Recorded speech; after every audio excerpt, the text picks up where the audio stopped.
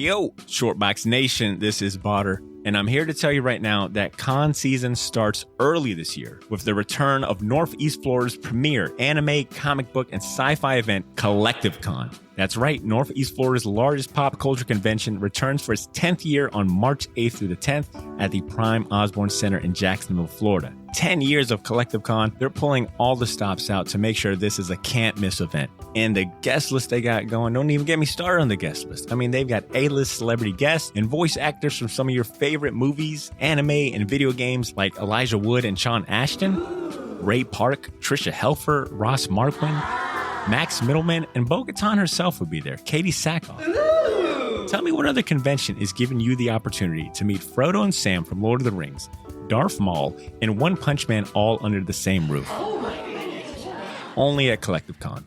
And if you're looking to get some of your favorite comics signed, or if you want to get an original sketch from some of the best comic artists in the world, well, you're in luck, because there'll be plenty of comic and creator guests there, like DC comic artist extraordinaire Clay Mann, Harvey Award-nominated illustrator John Taylor Christopher, Marvel and DC cover artist Chris Stevens, and acclaimed Star Wars author Timothy Zahn. They'll all be at Collective Con this year. And if you're looking to bring the family, or if you want to make a weekend out of it, you're in luck, because there'll be so much going on at Collective Con that weekend in the form of vendors, fan panels, video game tournaments, cosplay contests, after parties, and a bunch of fan events. You can purchase single and 3-day weekend passes now using the link in this episode's show notes, or by going to collectivecon.com to book your tickets and hotel. Buy your tickets now, and I'll see you at Collective Con, March 8th through the 10th. Now let's start the show. Will everyone join me in raising their glass and just... Ed, yours is right behind you. Is it? Oh, I can't move. Well, in front of the mic, or it didn't happen. Yeah. Simulated noise. I can't express how happy I am to have all of you guys here. Ding, ding, Yeah. ding. Thank you guys for riding out and being here. Shout out to Ashley, who's pregnant and is also drinking alcohol. And brought booze. Good for you. You know what? Good for you. Yeah, fuck the norm. She's so rebellious. It's only and punk rock. suggested that you don't drink or Right, smoke. right. You know, 2 or 3 glasses of wine is the minimum. Yeah, actually, Can't let tell out me to live my a life. good beer burp right now. Just let it rip. What are you doing? What I said was fine. My bad. What you did crossed the line. How dare you? What did Josh say when you told him that you were going to be here in person today? Oh, he was like, good for you. He's You like, need to get out of the Thank house. God. It's just been work and sleep. That's it. Sounds about right. It's been travel, being sick, and then have someone take all my teeth out. I feel like I look like a homeless dude right now. I'm missing like a whole side of my fucking teeth. No. You know, I wasn't going to say anything until we got on the show. You're a fucking asshole. That's fucking funny. But I funny? said to myself, Good. when did Botter start flossing with a belt? Wow. A burn! Damn. When's the last time we were all in the studio together? 10 months. That we were last of in the us? studio? Last time that we were all together in the studio. Close to a year, probably. I would say, When did you move? 15 months. Ashley, what was your best guess? October of last year. No, you got it right. Whoa. That was Did I it. really? That was it. Yeah. Last time we recorded all together was the spooky season episode we did last year. Oh, wow. I think was the last time we were all together in the studio. Yeah. Well, it's definitely your fault.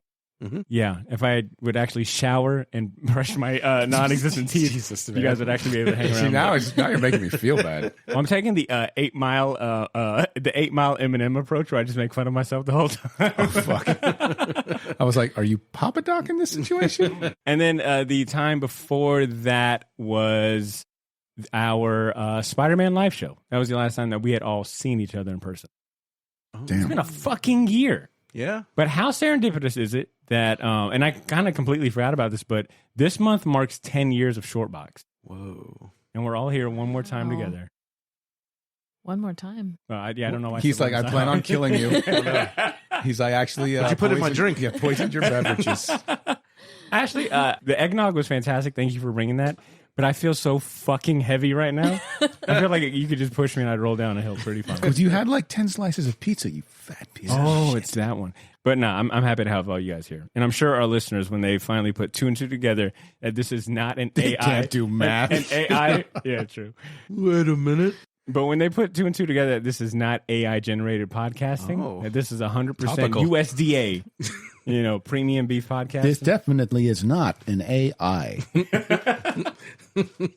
All right, how about we go ahead and officially get started, and let's bring in the listeners into our world, all right? Enter at your own risk. God damn, it's hot in here. I forgot how many people. Ladies and gentlemen, I present to you the Short Box Podcast. The Short Box Podcast is recorded live from Jacksonville, Florida.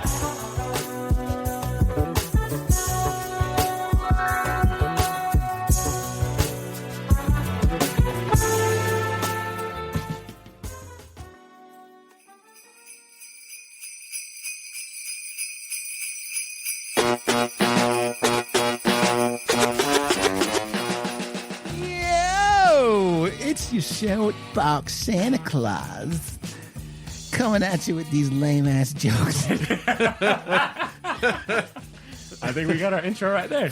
No, we got our no. That was not for the. Okay, you know what? That was for me saying the fans don't do math. So yeah, you deserve it. Short Box Nation, welcome back to the podcast. How are you doing today? I hope you're feeling good, and I hope you're feeling festive, all right? Because we sure are, all right? Feeling so festive, we can't even see straight. We should not be driving sleighs. But we are good. Woo!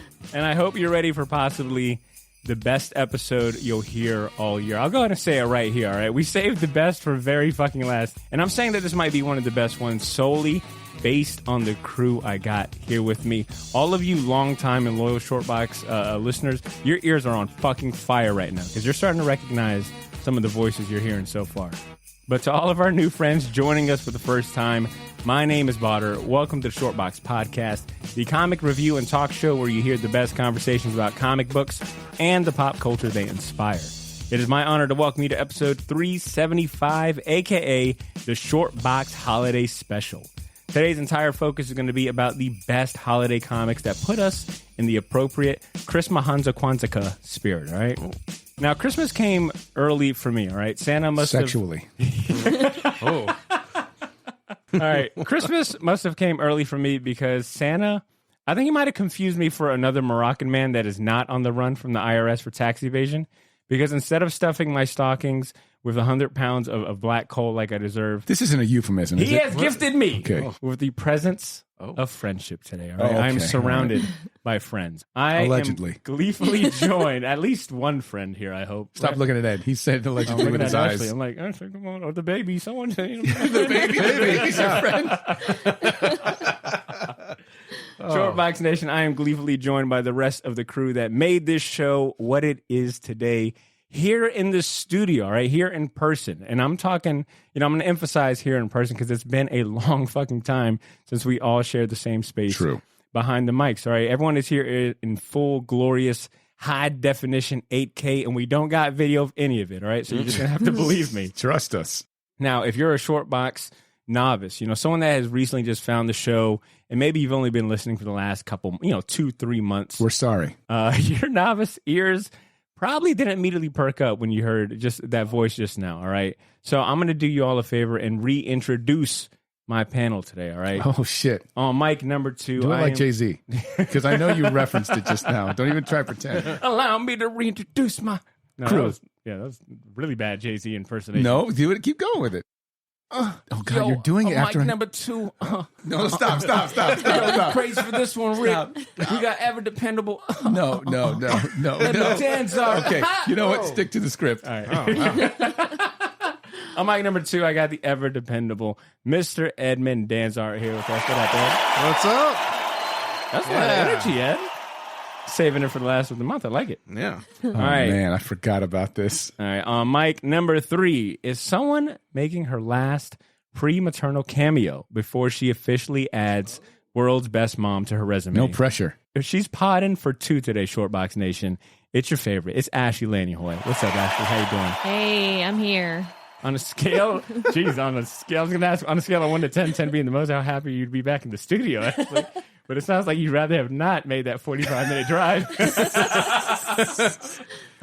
She's like, I'd rather get a tattoo on my eyeball. Oh, that could be our next outing together, all right? Tattoos on eyeballs. All right, Shortbox Nation. And last but not least, sitting next to me on mic number 4 is my original right-hand man, proving to everyone that he ain't too old for this shit. He's the lethal weapon of the Short Box Nation. Did you just literally call the only Jew on the show Mel Gibson? I thought it was Danny Glover. He's not the lethal weapon. But he wasn't too old for this shit. God no, damn wait. it. The I lethal know, weapon's I know. in reference to Mel Gibson. But I did the Danny Glover You part. fucking piece of shit. Anti-Semitism is at my side. The lethal weapon of the Short Box Nation is back in the building, ladies and gents. It's the return of Cesar Cordero. My time is now. No, I should say it's good to be back. And my Christmas present was Botter's missing teeth. I'm so thankful for it. Wow. God damn, you waited that. It took us. You're damn right I did, like a professional. Look, all right. I'm not going for laughs. I'm going for gasps. In 2 months, I'm gonna have a shining ass grill. All right, wait till that Invisalign hits. I feel It's like gonna be fucking. you know sorry what? you said that. The best way to describe this show is because I know the guys who created It's Always Sunny have a podcast, but if the actual characters from It's Always Sunny had a podcast, it would be that's it. Like, gosh, because even Sweet D got pregnant. So, sorry, Ashley. That's true. That's where we're at. I feel like I'm Mac. Ashley Sweet D Hoy. I like You're Charlie, and psychopathic Botter is obviously Dennis How am I a psychopath? because of the I'm implications. The nicest guy. All right, anyways, Short Box Station, as you can tell, it's going to be one of those episodes. And it's been a while since we had one of those episodes. Happy If holidays, you know, everyone. You know, okay? Everyone is here, like I said, in the studio, in person, in high definition 4K. And we're ready to talk about the comics that can make even the Grinch's heart grow in size. But before we begin, I want to ask you all, do you know what would make my black heart grow in size? Money. Oh, okay. right. All right. I was like, what are we going with this? See, you know. Why's it got to be black? Yeah, I know, right? Like, what if Botter was like, you know what would make my African American heart grow in size? Reparations. Merry Christmas. You can pay me reparations by joining our Patreon. No, specifically what would make my heart grow in size this holiday season is your money and your support to keep this whole operation running Jesus, smoothly, ain't that right? You know, it's been too long since I've said, give us your fucking money. Okay? It's been too long. Ooh, that gave me Honestly, shivers. here's the thing. If you get any enjoyment from this show, You know you do. it's on accident. But if you get any, please give us a like, give us a subscribe, give us your fucking money. Smash that like button. Just all you have to do is just send money our way. It's not hard. Stop being an Ebenezer Scrooge, right? What are the tier levels, Botter? What do we got? Well, all right, check it out. So we got a modest $2 a month tier For $2? for the broke boys, right? For the broke Come boys. on. We're begging. I swear, Is this part of the show? Listen, I This is how we swear, I recruit swear new we have a Patreon show. members. I swear we got a show. show? This is the longest intro. Just bully people. We get back together, the first thing we do Yeah. is beg. Beg- That's the first thing. Hey, guys, we missed each other so much. Give us your money, please. It's more bullying than begging. Ashley's like, I didn't fucking come here for this shit. Look, but we really do need your money. Not only to run this operation, because God gas is damn it. expensive. You like the Gas show, is don't you? expensive. God, what are we talking about today? If you want them here in person, we need your support. All right, gas is expensive. Help us pay for gas man. money. All right. Ashley said she ain't driving unless Oh, she gets God, it reimbursed. is He doesn't live in town anymore. It is hot in this room. All right. Let me get past this part. All right, look, It is so listeners, hot in here. joke, yeah, and we need help paying for AC. All right, we need a lot of help. All right. Oh, my God. We are like, Okay, all right. You know what? Long story short, patrons, just join our Patreon if you want to support us Yeah. and get extra stuff. Right? Level up your short box listening experience. We got a link in the show notes, or you can go directly to patreon.com/theshortbox. Like I said, it just dropped a poll for patrons to vote on our first artist spotlight episode of 2023. we care about your Check it money out. so much. I mean, we care about you so much. Yeah. We love you and your money. With the sales pitch out the way, let's finally get this goddamn episode started. Like I said, we're here to talk about the best holiday comics that put us into the holiday and festive Hell yeah. spirit. But before we get to that, I wanted to start off with a very appropriate warm-up that we got per an email from a dedicated listener. And unprepared. There we go. Oh, give me one second. No, leave it. Don't change this at Play all. the Jeopardy music. Butter didn't get Is Google Docs ready for this show? And I got it right here. That Ashley, how much Jack Daniel was in that eggnog? he has no teeth. Yeah, in blame it his on me. mouth. Okay, I got it. Okay. All right, so we got this email from our pal Trey Namo that I felt was very appropriate to kind of kick things off, to get us warmed up. So we normally save emails for the second half of the show, but I'm going to break a protocol, and we'll start off with this email to get us started, right? Okay. See if you don't mind doing the favors. Man, putting my ass to work too early. Here we go. What up, Shortbox? I hope you all had a great Turkey Day / Black Friday, racist. Me and the gang over at Kawabunga Komiksuru had our second ever 24-hour live stream super sale to help celebrate the end of November and to help welcome in the greatest month of them all, December. Gift emoji, drink emoji, tree emoji. Nice. With December upon us and Christmas Emoji. Just eggplant? Is that what you're saying? Eggplant squirt emoji. Tongue licking emoji. This is not what this man put on here.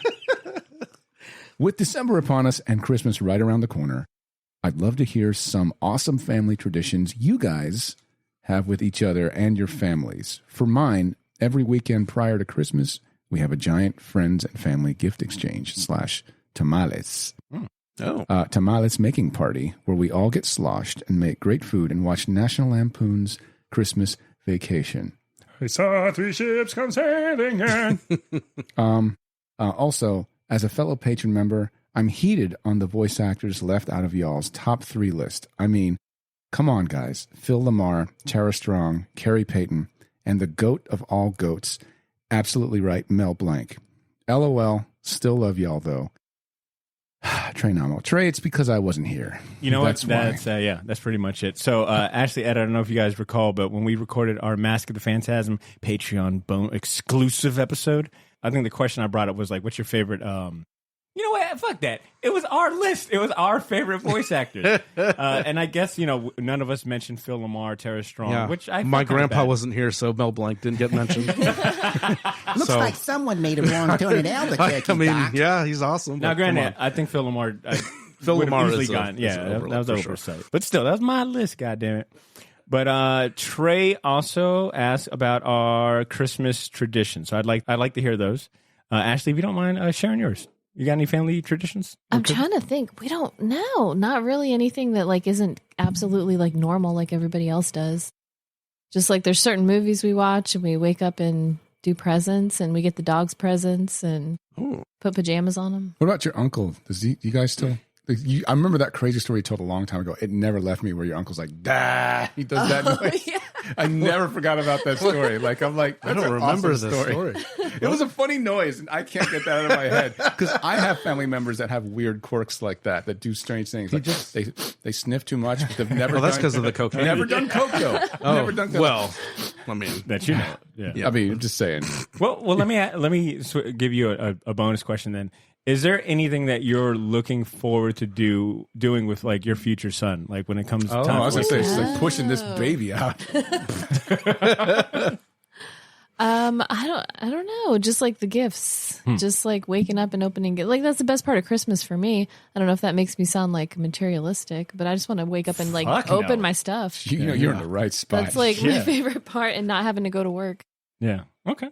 Good stuff. Ed, what about you? You got any family traditions? I mean, just like Ashley, not really, because like I said, I had a military dad. My mom worked 2 jobs, so I was pretty much a latchety kid growing up. So, I mean, the cool thing that we did was they did let me open Christmas Eve. It was one of those weird families. Not just one present, but everything. So, but yeah, I don't have any, because like I said, they're usually working or gone, or, you know what I'm saying? So it's like, just the usual, put up a tree, and if everyone was home, I got to open stuff up Christmas Eve. But yeah, nothing really over the top or, interesting, I guess. All right. See, what about you? So it's all about food for us. Anytime the holidays come around, it's just like, how can we most appropriately fill our fucking faces with any and all things? So like, Sarah and I, we do Hanukkah at our house, and that's something that, it'll be our little girl's first Hanukkah, which will be nice. But the cool thing is, my mom and dad do Christmas, so we'll go over there. and we get basically every Puerto Rican thing under the sun you can think of. Switchblade. Right. Wow. Keep going. Keep going. Keep going. You forgot rum. You forgot gang violence in the 70s. Killer coquito. That's it. So for sure, we get coquito, but also Puerto Ricans make a tamale that's called a pastele, which essentially, instead of using corn as the base, that's what you would have for like the tamale, and you'd wrap it in a corn husk. We use plantains, we wrap it in plantain leaves. We boil it, and then cook it up and serve it, and it's pretty good. Those that know. Sounds good. It is pretty tasty, and have it with rice and beans and whatnot, obviously. And then on January 6th and 7th, like most Latin families, they do something called Three Kings. So my kid is going to make out like a freaking bandit. It's ridiculous how much this kid's like. She's going to be like. She's going to be so happy. So it's a lot of food, a lot of family, a lot of me trying to purposely make things awkward. So, Dad, who did you vote for? My mom's like, you shut your mouth. Shut up. If there's one person I would change lives with, it would definitely be Sammy at this point. Because to your point, because you want to be a baby girl, dude. Hell, you had to be spoiled by you and Sarah and your entire family. Fuck yeah, that's very nice, man. Sign me up. I didn't know somebody with no teeth could be so nice.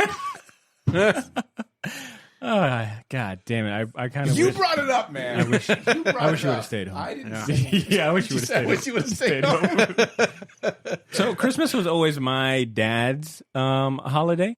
So he used to always get really into the spirit. Like the day after or the weekend after Thanksgiving, he would like be drunk, usually sing and yelling at the Marvel TV screen.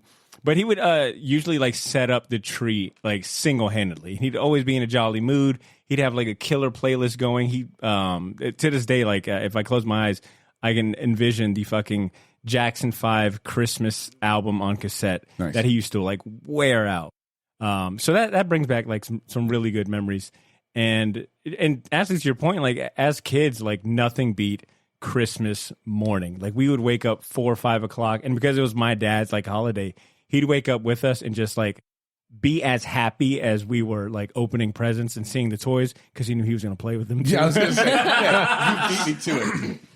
Sometimes they would still not be wrapped up because he was still playing with them the night before. So like, shut up, boy. This is Optimus Prime. He's too good for you. Yeah. So that's one of my favorite kind of memories and old tradition. We don't do it nearly as much because a lot of us have moved out, And not to get too sad, but I recall a few times like being older and kind of like getting out the house more, like missing those times. And my dad would be like, hey, you're not going to stay and help me, set up the tree. And I'd be like, Dad, I got, this going on. Cats in the cradle and the silver spoon. Man, Ed and I were right there. I regret it. I regret messing those times. But my second favorite tradition, God, I'm going to get so much shit for this. My daddy died just the other day. But my second favorite tradition has been the short box holiday special. Oh. Yeah, go ahead. Where's the all button? You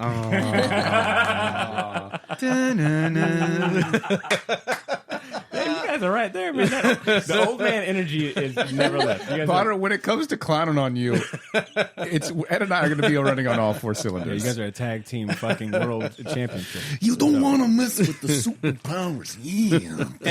But I was thinking that this was going to be the one year that we missed, but I'm very fortunate that we got to make it happen.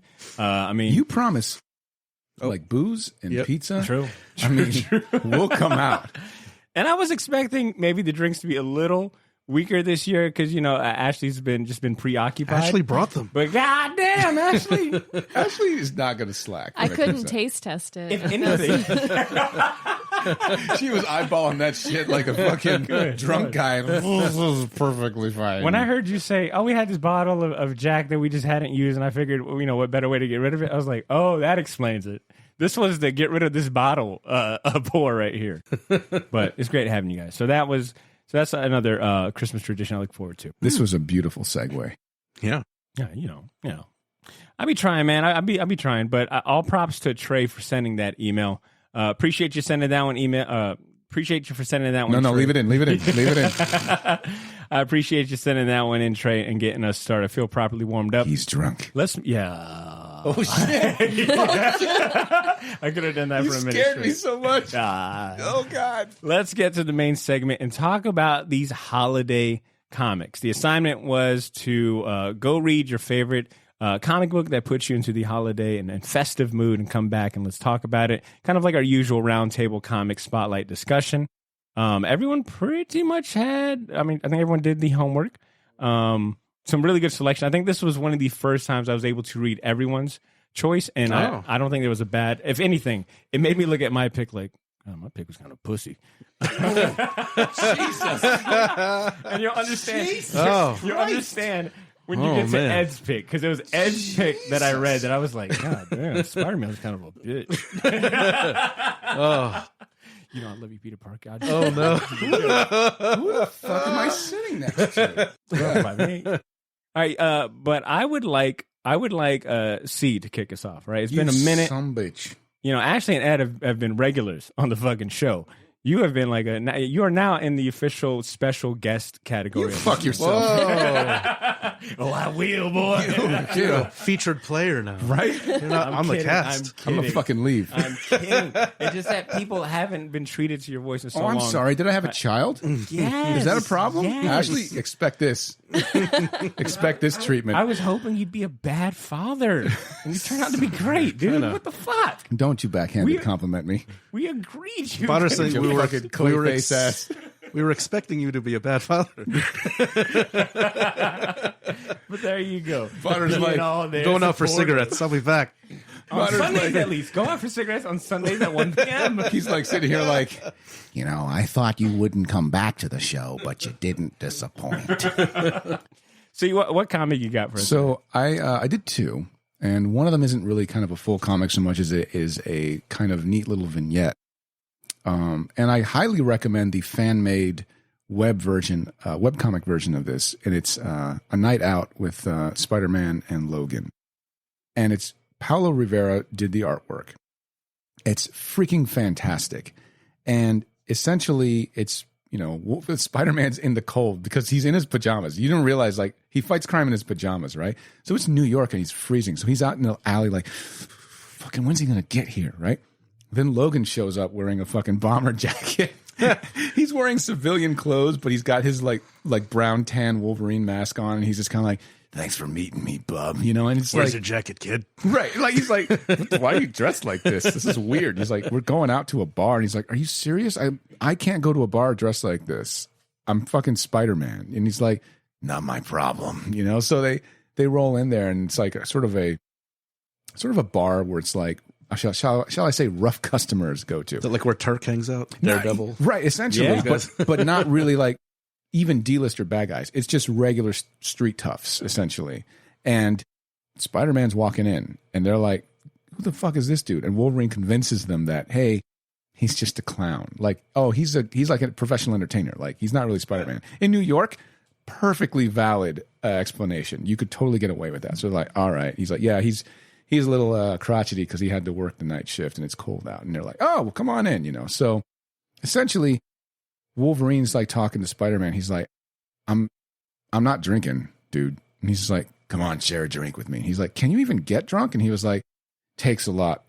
And Logan basically slams a whole bunch of like beers until he gets stupid. But because of his healing factor, he only gets like fucking sloshed for like probably 30 seconds. And for 30 seconds, he's vulnerable. And he starts like opening up and he's saying stuff like, fucking people judge me and shit. And they draw the word balloons all squiggly, like Logan's fucking wasted. And then the next panel starts out squiggly and then straight. Like I was like, damn, that's a cool idea. Like throughout, you see like time passing. That's some fucking, essential how to make comics bullshit, right? Like it's like, damn, that's really good storytelling. But long story short, you find out that by the end of it, you know, Spider-Man stops him from murdering a guy because he's talking shit and his berserker rage comes out. And he's sitting here and he's just like, hey, man, you know, I expect better of you. You're a fucking superhero. What's the matter with you? And he's like, that's why I invited you out here, because you do expect better of me, because you think that I have good in me like an idiot. You're a good guy, kid, but you're a moron. And he said, thanks for coming out with me on my birthday. And he's like, it's your birthday today? He's like, yeah. And he's like, most of my family members in the X-Men know I'm a murderer, and they know I'm a piece of shit, basically. You're the only guy I can hang out with that actually thinks that I'm better than I actually am. Feels nice. Hey, happy birthday to me, right? And, Spider-Man's kind of like, damn. Yeah, well, you know what, man? It was fucking good hanging out with you, man. Like, it's a cool thing. And if you read it, it's very cool because anybody that's like a, Marvel head knows that every year on his birthday, Sabretooth shows up and whoops Wolverine's ass, right? Or they get into a fight. This is like the one story I've read where they don't do that. And they kind of focus on basically stripping down the persona of Logan, where he's like, I don't give a fuck what people think about me. And it turns out when you get a little tipsy, he's like, I give a fuck about what people think about me. So it's a good comic. And, you can't beat Paulo Rivera's no, you cannot. Like almost Alex Toth type. Oh, yeah. 1,000%. Artwork. It's beautiful. So, and for sure, Spider-Man's like, you're right. You are a murdering piece of shit. Yeah. I should hate you. He's like, but you got to think, Spider-Man's fucking about as gangster as it gets. Like, he's from the streets, essentially. Like, his fucking uncle got murdered in front of him, all that shit.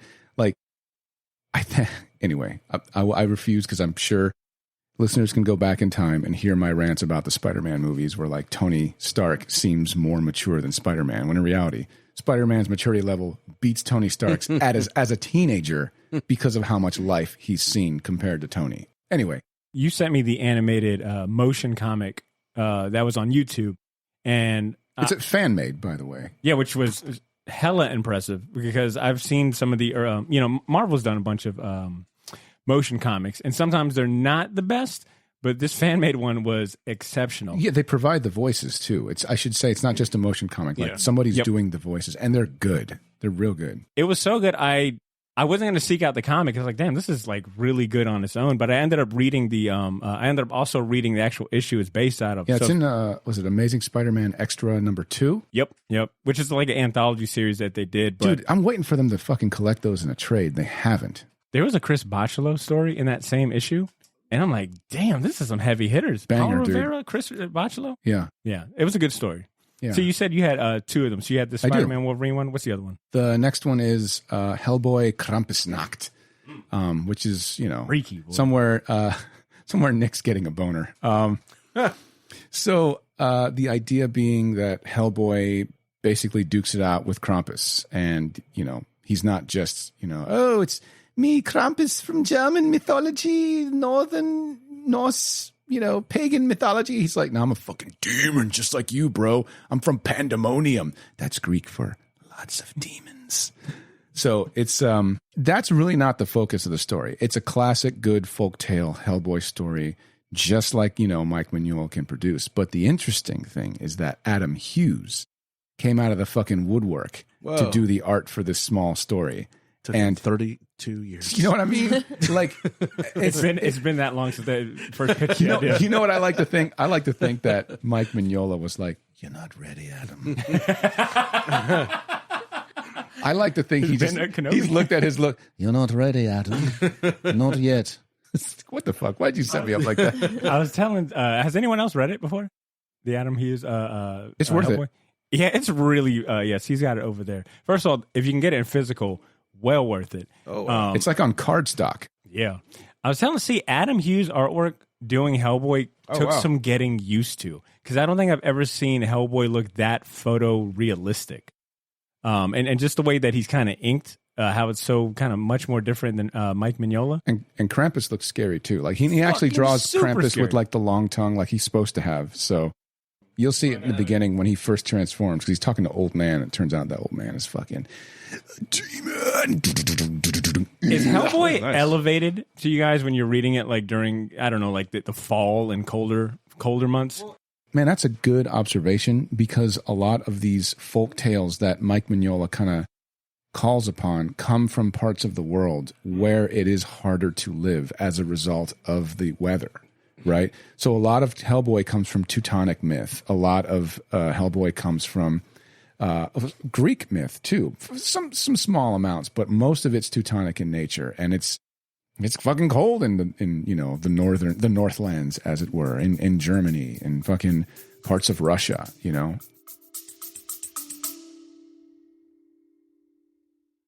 Yo, this is Botter. Sorry for interrupting this episode, but I'll keep it brief. I wanted to let you know about a massive sale we have going on over at the Shortbox store on all of our merchandise and apparel. That's theshortboxstore.bigcartel.com. You can now save 20% off your entire order using the discount code YOO, Y-O-O. So if you've been waiting for the right time to finally buy that gauntlet snapback, or if you ever wanted to buy any of the shirts you see me wear on the podcast, well, now's your chance to get them for a steal. We still have a few sizes left of everything, but they won't last long, and once they're gone, they are gone. And then I mentioned that all of our apparel is screen printed on high quality material. None of that heat transfer or direct to garment stuff. Our shirts are some of the most comfortable ones you'll ever wear, and the hats look even better in person. So wear your support for the Shortbox Nation proudly, knowing that you're going to look damn good doing it. Get to theshortboxstore.bigcartel.com as soon as you can, and don't forget to use that discount code YOO, Y-O-O, to save 20% off your entire order. All of this information can be found in this episode's show notes if you want to get there faster. Thanks for not pressing fast forward. Now back to the show.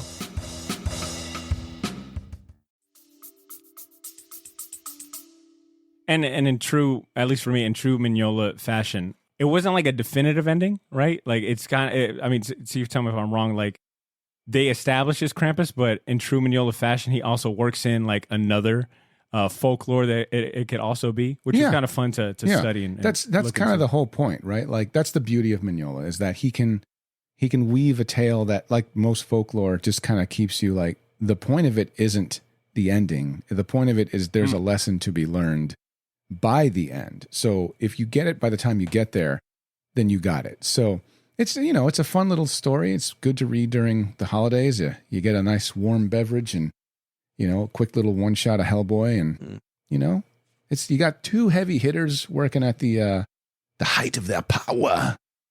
So. Yeah, that's crazy. You got a whole book. Yeah. Adam Hughes. Yeah. Really good stuff. Ed, let's pass the talking baton to you, man. What was your pick? Just to let everyone know, we put our picks in our show notes, but I guess you didn't read them, and Ashley's like, I was too busy growing a human, and that's fine. I mean, we have those for a reason. That's Ashley, right. Ashley is tag teaming this one. But what are the chances that we read the same one? Yeah, right? What are the chances? What are the chances? I mean, Christmas we miracle. have the Ed, what are the chances? Ashley, was that a sardonic joke? We have the Google Docs for a reason, Ashley. I don't, I mean. The notes are there for a reason. But your pick was just so goddamn good, Ed. I mean, what can you say? It's just fun. I'm surprised because I know I'm just going to go out on a limb and say that I wouldn't think Simon Bisley would be your cup of tea, per se. And 90s in general, 90s comics in general. And this is a 90s comic, guys. Oh, let me tell you. It's the Lobo Paramilitary Xmas Special.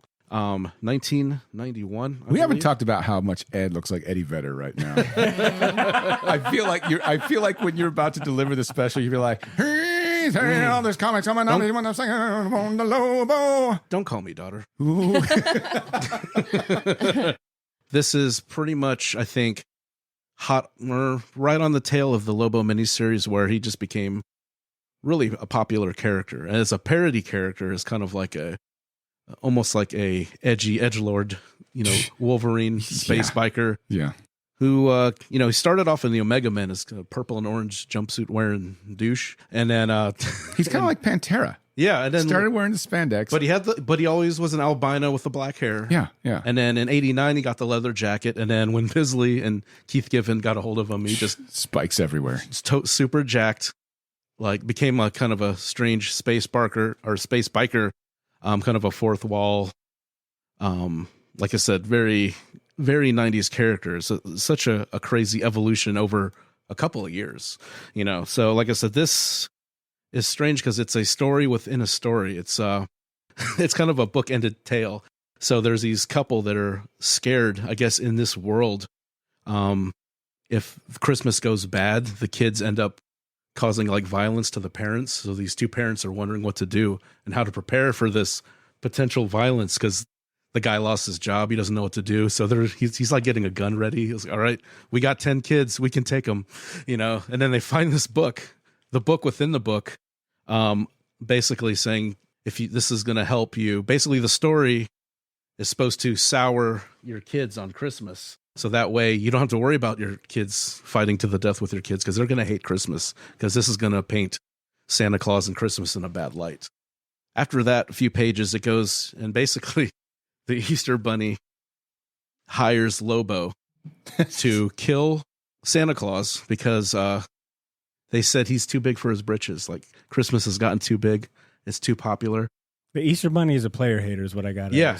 He's like, this hating ass little It's bunny. like a sad Easter bunny. Yeah. Oh, it's so crazy looking. That bunny is so, it almost reminds me of like the Alice in Wonderland rabbit, but it's such a crazy idea. So like I said, it's Lobo basically scouts out, goes to the North Pole, and the North Pole is like a crazy, really industrial looking factory with, barbed wire fences and stuff around it. Ends up killing a bunch of elves. There's like eyeballs popping out. It's pretty gross stuff. Definitely no Comic Code Authority stamp on this comic book. And then he ends up fighting with Santa Claus. They have like a machete fight. Basically, he's going to shoot Santa Claus, but Santa basically challenged to a hand to hand with 2 machetes, and he ends up killing Santa Claus. I cannot wait to read this to my nephews. My sister is about to lose her shit. And there's something that happens, and like, feel free to jump in, Ashley, if you remember.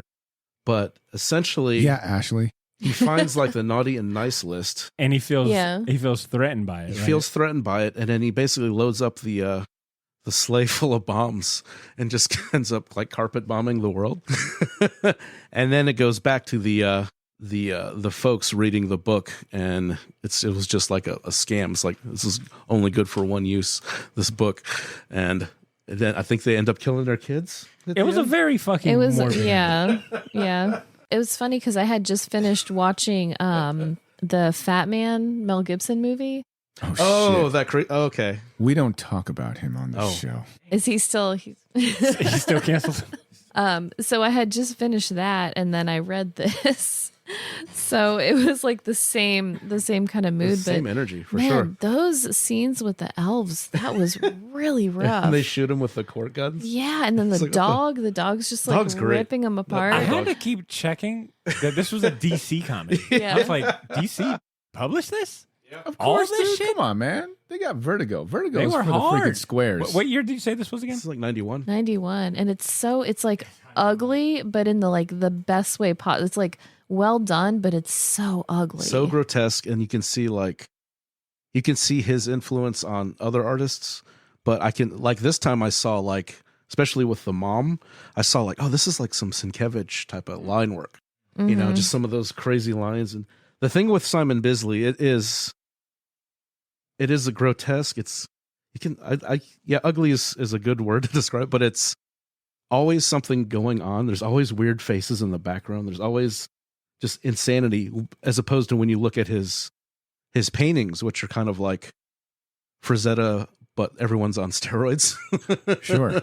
It's such a dynamic switch from his heavy metal and his painted work to, because Simon Bisley kind of looks like Lobo. He was like a bodybuilder. I think he kind of modeled himself after So with that. fucking those guys. Greg Yeah. Capullo, too. Yeah, Greg Capullo. Like, those guys look like what they draw. It's like Draw what you know, baby. Yeah. Frazetta, too. Frazetta. And I know these games. I love seeing his, page work, and even the coloring. This is kind of very, very beginning of like some digital colors with some of the gradients, but that's a lot. They used a lot of colors, and as weird and busy like the line work was, you could tell like what was going on. I could tell what was going on in the pages and things. And it's, like I said, he's like one of my favorites, but it's definitely an acquired taste for sure.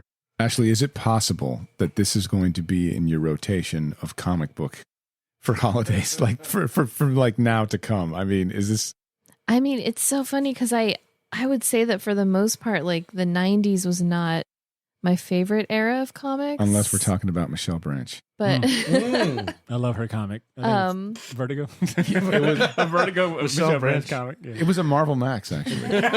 Oh, Surprisingly. But this is just, it's so out there that I actually enjoyed it. And just, What made you pick that one among all the picks that we had listed? Because I mean, because it was the least lame. It was the most extreme. you don't want to read bitch Spider-Man. I honestly hadn't even looked at the show notes. I just like, We know. Nice to know some things haven't changed. It's wonderful. She's like, guys, it's not me, it's the baby's fault. I just went into My goal is to try to make Ashley laugh so that way she fucking has this kid Oh, right no. now on the on air. this couch. Short box baby. Hey, you know the rules of the short box studio. If a baby's born here, we choose. We the own baby. it. Yes. Bonner's We own the like, baby. It's slavery. That's how it works. That's how giving birth works in He's gonna America. be a grip boy. Bonner goes straight for the worst thing possible. So you chose this one because it was the most unlikely, or what was it again? I have my friend's Comixology code who has like a huge library, and I just put in like holidays, Christmas, and I was just going to pick one. And the Lobo one just looked so different from everything else that it stood out. And so after I read it and I checked the show notes and saw that Ed had read it, like I couldn't believe it. Oh, that's I was right. like, someone else Ed read picked this some- Ed book. picked Lobo? Okay. I must have completely confused things. I thought you were like, hey guys, had a busy week. I'm just going to pick one, and you picked Ed's, but you read it on no. your own, and it happened that And then Ed I picked- saw. Oh, shit, that's pretty cool. If I would have picked it, I probably would have gone with the Hellboy Krampus for Cool. sure. Okay. All right. That makes complete sense. Wow. That's some. Isn't that weird? Ed looks like coincidence. Lobo right now, man. Look at him. Ed, I will give you. That's what I was saying in the beginning. I thoroughly enjoyed maybe yours the most because it was so fucking out So there. out there, It yeah. feels like it was my first reintroduction to Simon Beasley. I mean, you guys all know who my first roommate was. So Simon Beasley was all over the fucking house, right? If you know, you that's know. right. But I don't think I ever like. Absolutely, yeah. That's such a deep cut joke. Wow. Dude, it was like nothing I haven't read before. It was so fucking unique, grotesque, like I was like, oh, I fucking get the main man now. I've Yeah. never really been into Lobo, but I could see myself fucking with Lobo. You're like, If now I'm you- going to start punching children. His made up, it's Keith, who's the Giffen. writer? Giffen. Keith Giffen and Alan Grant. But Keith Giffen and Simon Bisley are giving Got credit it. for this version of Lobo. His ability to make up the most weirdest slang and just His sayings. lines. The shit that Lobo was saying was fucking out there, man. It was a lot of fun. He's from another planet. It was a lot of fun. Makes sense. Those Zarnians, man, they're a hoot. Zarni. Outside of the morbid ending, I was like, yeah, this is a really kind of really fun I mean, it was very fucking gruesome. I think I ever want to see Santa beheaded.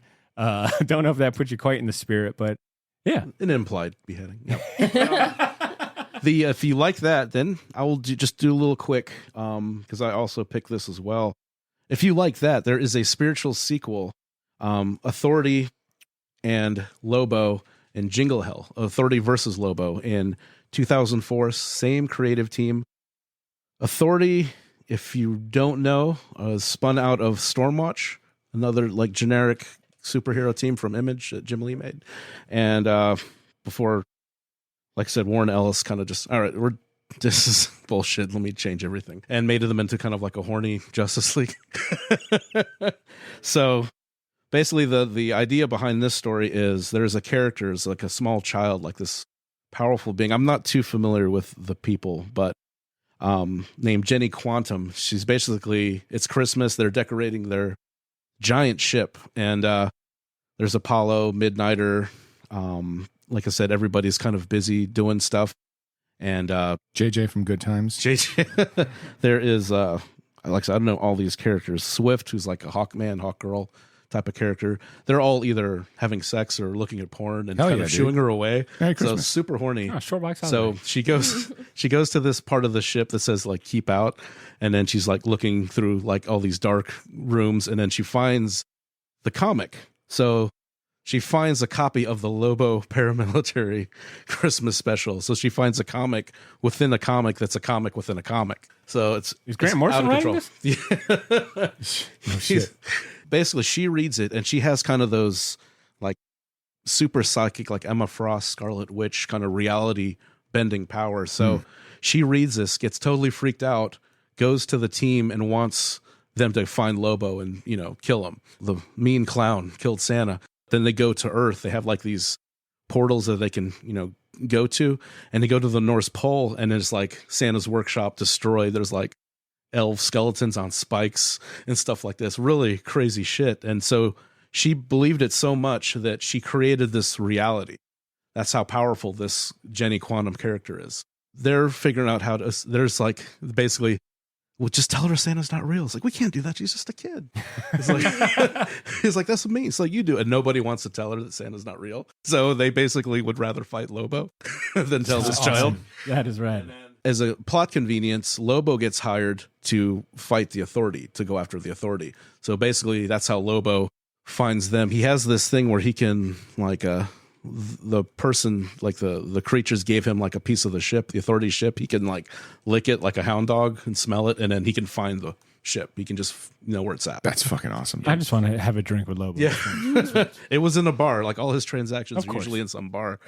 So they have a fight. Lobo is always like the smart ass, and he always needles people when he's fighting them. And then he's like, look, Santa's not real. So when you think about it, you can't kill what's not real. So you did all this. So you killed Santa. She freaks out, basically blasts the shit out of him. And essentially, like I said, they come to an agreement because Lobo's pretty much invincible. He can't kill him.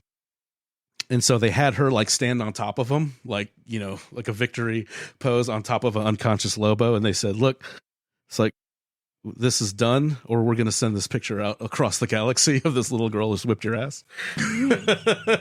And that's how you deal with Lobo. He's got a rep, man. Yeah, he's got the rep. The main man has a rep. Ashley, are you going to continue the Lobo train? I think I might read that Authority one because I did like the Authority. Authority is fun. I always like reading the Authority. I feel like, Ed, you kind of set the bar high, so I don't know if I'm going to be able to meet it. Well, guys, thanks for listening. Hey, with the that's the show, one. folks.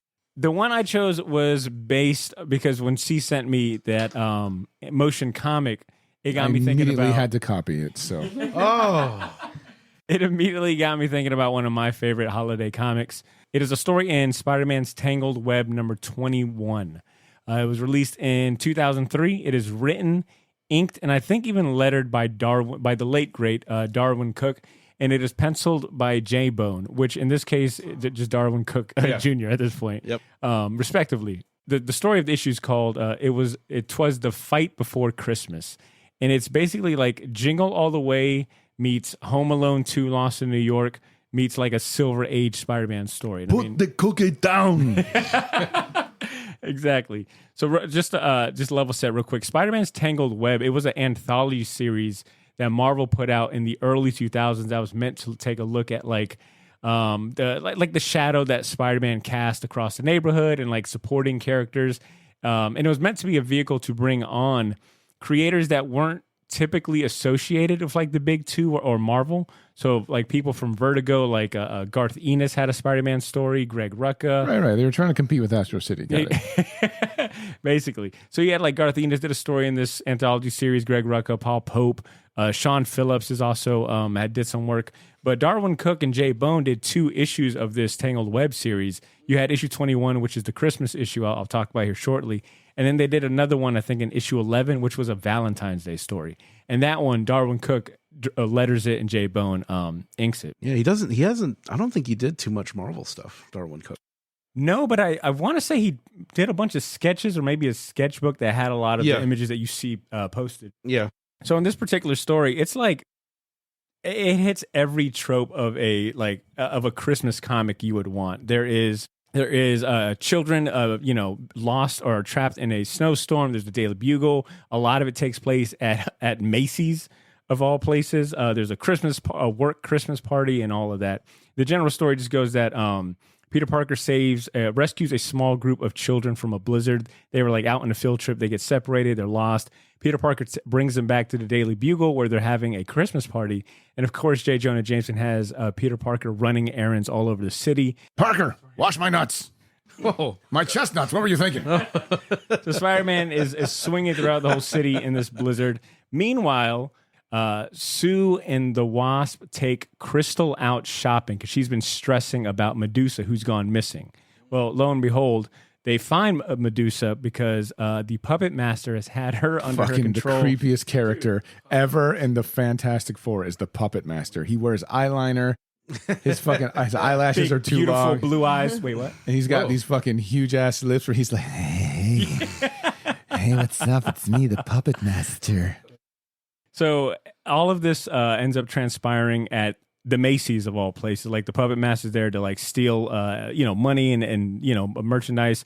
Which you end up learning too is that Flash Thompson is at this Macy's and he's dressed as Spider-Man because this Macy's department store God damn it, is Flash. promoting like, oh, Spider-Man's doing an in-store signing or something like that. He's here with the kids.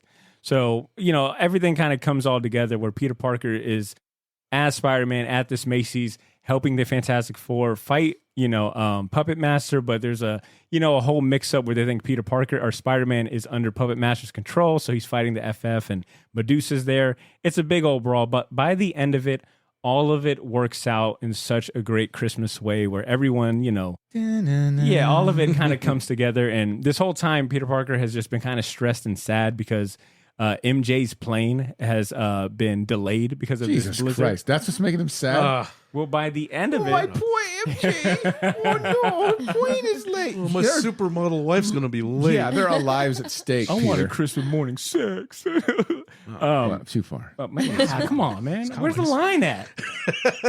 Well, by the end of it, J. Jonah Jameson surprises Peter with MJ. He managed to figure, I don't know, pay for a private jet or What? something. Ew, but MJ that's just weird. shows up. Yeah, it's kind of weird. But by the end of it, it's like a nice, big old. Got your splash. wife, Parker. I fucked her too. Oh wow. Mr. Jameson, Was why that in the would you motion do that? comic? Oh, that was in the motion comic. Get out of here.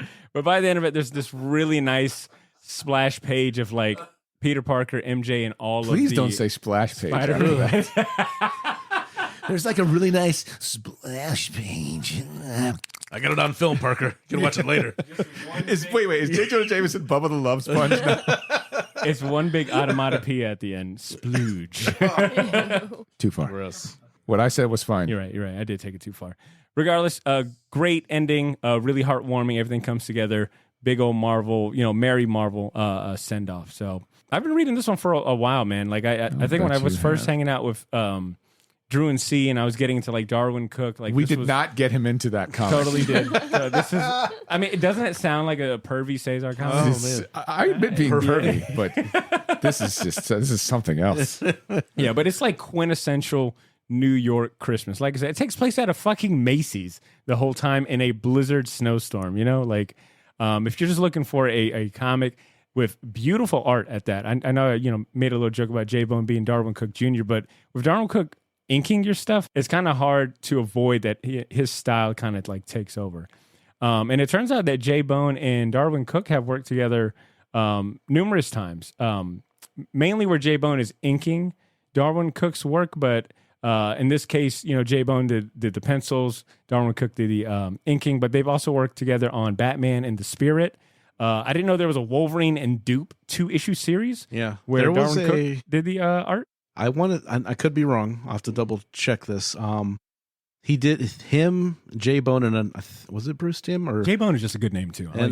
They called themselves Here we go. Team BBC, which Stop. has a different. And we're done. We're done. We're done. And that's done. too far. I will send a picture. And what does that stand for? Well, does it you guys Google that. Take the Bone? safe sell. Hold on, I'm Googling it now. But what did they mean for it to stand for? Bone? Bone Thugs and Harmony? Both Thugs in Harmony. Bourbon. No, Eternal Love. Cook, Bone, and Cock. Bruce Timm. I don't know. And Cock. Big bulky Cook. Big black Cook. That's a good episode title right there. Ashley's baby's hearing all of this. Ashley, what are some other holiday comics that you would recommend to someone? I guess I kind of do tend to like the stuff that's Just say Claus. a little bit. I liked Happy whenever that came fuck out. yeah. Yeah. That was a good one. I kind of like the stuff there's the week of Christmas. It's all Elf and Home Alone and all that stuff. But before that, I like this kind of stuff. You know what I mean? Like the bad Santa and the Krampus and like Bad this Santa. kind of You stuff. gotta get the stuff out of your system before the folks come through. the Yeah, family come pretty over. much. Yeah. Yeah. Prepare yourself, basically, like get all those negative feelings out. And it's like, okay, cram in the good ones, cram in the good ones. So, what other related media doesn't got to be comic books? Will you be consuming for the holiday season this week? Yeah. Yeah. So I already watched like all the main ones that I watched beforehand. Mhm. Always start with Bad Santa. Okay. And then Krampus is always on the list. I think I'm going to add Fat Man to the list because I like that. Hold on. Moment of truth here. Honesty time, okay? Hit it. Honesty cones. All right, it's on now, all right? In front of all these thousands. In front of the thousands of listeners we have in Indonesia that are fans of Adrian Syaf, here's the honesty cone. Another inside joke. Who here actually watches the cheesy Hallmark Christmas movies? Like which ones? Well, I mean, Busted. no, you said a Hallmark. I mean, like, give me an example. No, any Like any the Christmas any of the Story? cheesy, and now on Netflix now, Christmas Story. Dude, my That's dad. a classic movie. I'm talking about like he was a Yeah. down home guy. Oh, she no. cared about her career more than her family. They meet each other and oops a daisy, love at first sight. Will they stay together? No, I think safe. Yeah, me neither. Only an elf can help them. Only Starring Black Santa Reese can Witherspoon Reese with it. and Vanessa Hudgens in every man. one of them. It used to be Valerie Bertinelli, Right. Meredith Baxter Burney. Oh Jesus! Yeah, yeah. God damn it, Ed. We're old as fuck. Jesus, Meredith They're both Baxter dead. Burney. They're both dead, right? No. What? What? What? Is Valerie Bertinelli I dead? think she passed away, didn't she? Stop that. You Okay. stop it. Am I just making You stuff up? stop it. No, it's Eddie Van Halen. Eddie Van Halen Okay. died. In your They're mind, 6 degrees. In your mind, they're together. They're the same. They look kind of the same, almost creepily the same. Yeah. Okay. I love watching those stupid, cheesy, straight to Netflix Christmas movies that are exactly like that. They are a fucking hoot to watch. I've seen A Christmas Prince. I've seen fucking The Princess Switch 1, 2, and 3. Ooh, a I'm a trilogy. fucking fan of all these freaking trashy shows, and they are wonderful.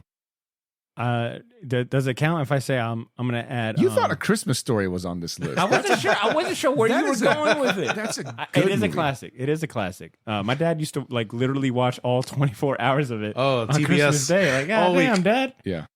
He could like be blindfolded and tell you every single scene. He'd just do it by scent. Oh, they're on that part where she's the die out kid.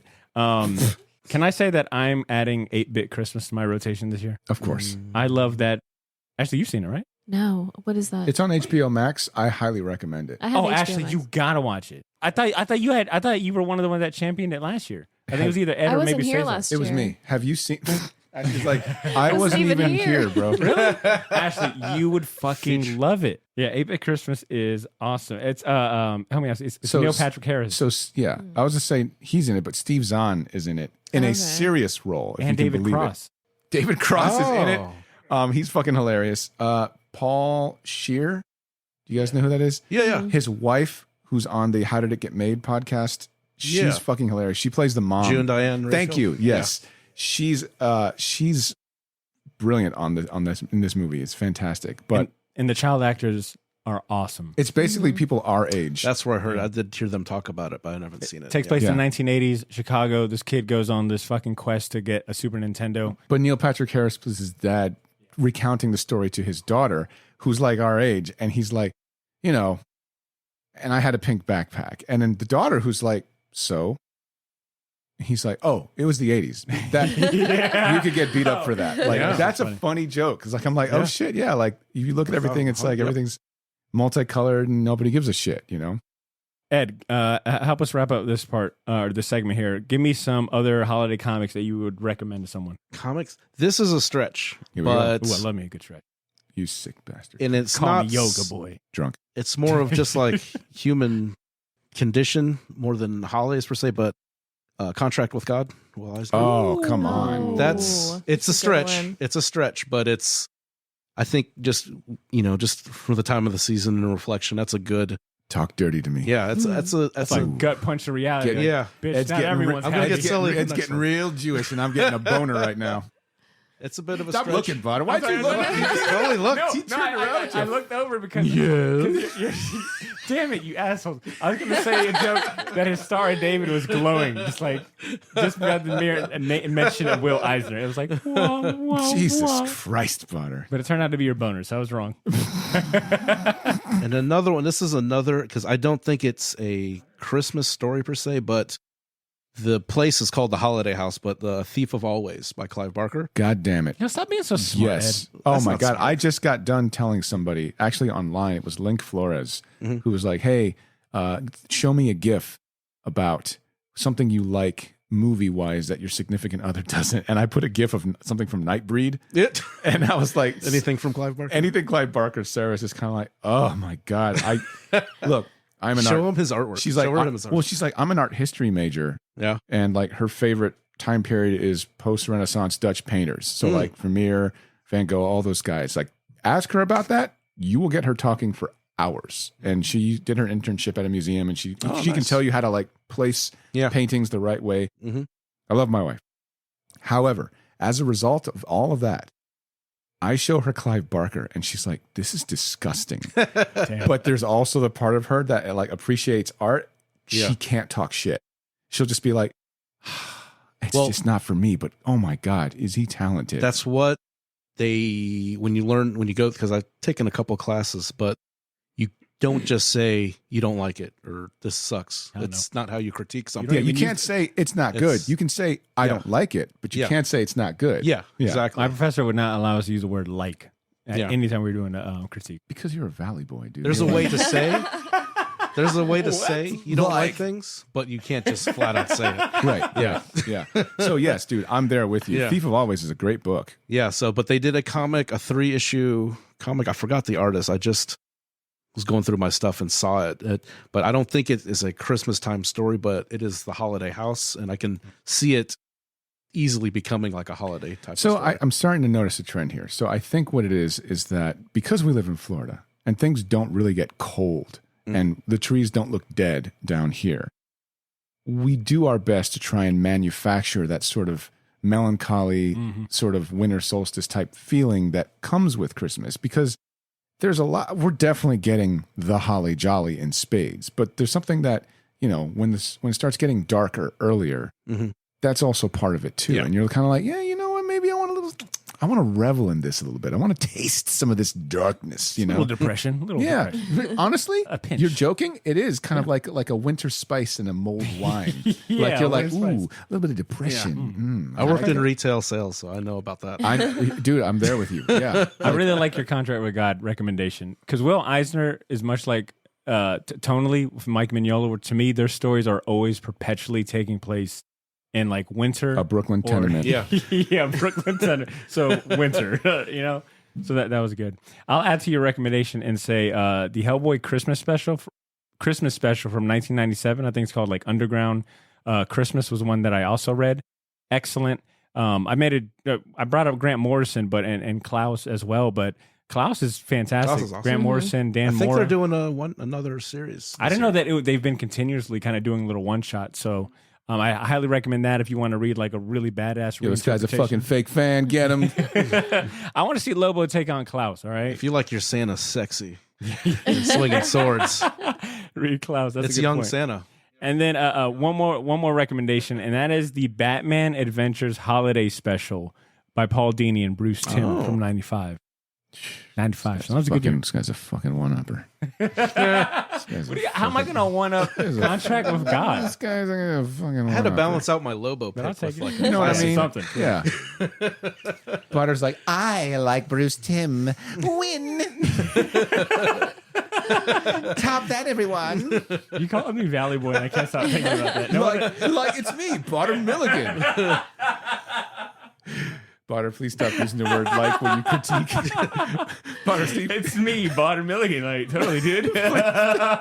please stop using the word like when you're critiquing Michelangelo. Like, he's totally cool, guy. Well, I mean, like, He Van Gogh, draws a lot of weird little wieners and stuff. I don't know Guy, what he's that's so about. like cool, dude. like Van Gogh's like tubular, you know? Like, See how you slipped right into it? I talked about Michelangelo. You turned into Michelangelo from the Turtles. He's like and that kid on Good Burger. Welcome to Good Burger. Home with the Good Burger. You mean Keenan? Kel? Kel, It's Mitch. Kel. Oh man, that's good. I think we could put a bow on this gift and wrap this segment up. Was that like a good or a Yep, that's what that was. That's usually the sound. That's it. Associated with good. Most times when people let out a disappointing sigh, it means you did. yeah, not your rust. I was in a couple weeks before I was on vacation. I can't tell at this point if it's the eggnog or all the manufactured Drunk. Christmas cheer that's making me sick. But I would like some time to get some water in my system, stretch my legs, and give the listeners a quick little music break. All right, I want to come back and read some more emails that we got this week from members of the Shortbox Nation. But I got some new music from our guy, Mecca the Marvelous, right? This is a song that I stole from his hard drive while he wasn't looking. It's awesome. So that probably might be the funniest joke. It's a song coming David's out. like, what the fuck? Yeah. I wasn't even done with that And I song. crashed the hard drive. I just spilled like soda. Gotta start over. My graphics card. This is a song coming out on a future project, not even announced, all right? You're welcome. The song is You called... really are stealing his The music. song is called Roadrunner, all right? Enjoy the world premiere, Shortbox Nation, and I promise... It's not a world premiere if you do will it. be MTV world premiere. You're like Mojo from the X-Men. No joke. You're fucking stealing other people from dimensions to do your dirty work. It's the world premiere. They had no choice. Like, the song's like totally tubular. I think you guys would like enjoy. We'll be right back after this music break. Stop signs, I'm rolling through, just keep it cool. Bitch, we outside, known to do it for the crew. Until the cops lie. Roll my locks in the rear of the whip, trying to empty that stash of that hash and that bag, trying to lap on their ass and they flash on your back. Running from the police, I ain't never did nothing, no, I didn't get caught up. I should have been locked up, inside of me got caught, making a drop out of the drop top. We riding the same white boy from Polk County. The Polk found me, jumped off the Porsche, and mine just couldn't afford to be poor. I so kindly to abide by the street laws, the P flaws, but they never crash my C fly. Back to back, they stand my back inside the trap, a mouse inside the rat race, tripping like I had the chance to make. Yo, we are back. Listeners, instead of getting water to maybe sober up, we just got more drinks and eggnog. So, this is we're going to continue on to part 2 of this holiday special. Now, I know I said we were going to read emails because I got quite a few emails. I mean, it's been a couple weeks since we recorded. And I actually got some prompts back from the Ed. Remember when I asked the listeners to send in what comic book they would like to see created from an AMC network property? Oh, yeah. We got a few submissions. So we got a lot of folks that chimed in based on that prompt. But what I'm going to do is, because Ashley's she's a popular person today, right? She's got places to be. I'm going to switch things up. We're going to do our champion season next instead of emails, and we'll save emails last, so that way Ashley can be a part of that. So We know through the magic of editing, you really didn't have to tell anybody that. true, but it would have sounded weird if Ashley doesn't speak at all during the email part. Yeah, there's like 8 emails for her. Like, we're like, it's me, Ashley. See, I'm nailing it Yeah. right now. I'm nailing it. For 40 minutes, there's no Ashley, and then all of a sudden, Ashley. Like, wow. Hey, guys. Just put my laugh in the background. Yeah. Oh, yeah. I've That's thought all I about have to doing that in the do. past, Yeah. but now that we have AI technology, I can maybe do that for a future episode. It's me, Ashley. Hey. Hey, it's like totally Ashley. Valley Boy. I can't believe you called me that. See, it's going to be on my mind all day. Oh, man. All right, so listeners, we are going to get going with our champion season segment. It's time for Champion season, listeners, is the part of the show where we highlight worthwhile options like movies, TV series, books, video games, and honestly, anything else that we would personally recommend to our friends looking for something new to dive into. Ashley, since we are on a time crunch, I want to make sure that you are able to share your champion today. How about you go ahead and give us your champion? What do you got? What do you got a champion? Okay, so I have 2. I think the first one might be a little unexpected. I was at the comic shop. That's And- unexpected. Wait, oh, is that the No. part? Oh, my bad. That part. And I was thinking how I am going to be losing my availability to just kind of peruse and spend a bunch of time there in the near future. So I grabbed something that I wouldn't normally read. I got Planet Hulk World Breaker. Wow. part 1 and 2 so far. I don't know how it's not like I think it's a mini series. But it just looked like the way they sold it to me was they were like, oh, it's like apocalyptic, and Bruce Banner is kind of like a Hellboy type thing where it's like he's coming back, but you don't know if he's gonna like destroy the world or like help the world. And it has these really weird cults in it, and the artwork's really nice. So I think this is gonna be my first Hulk book that I'm gonna read from beginning to end. No.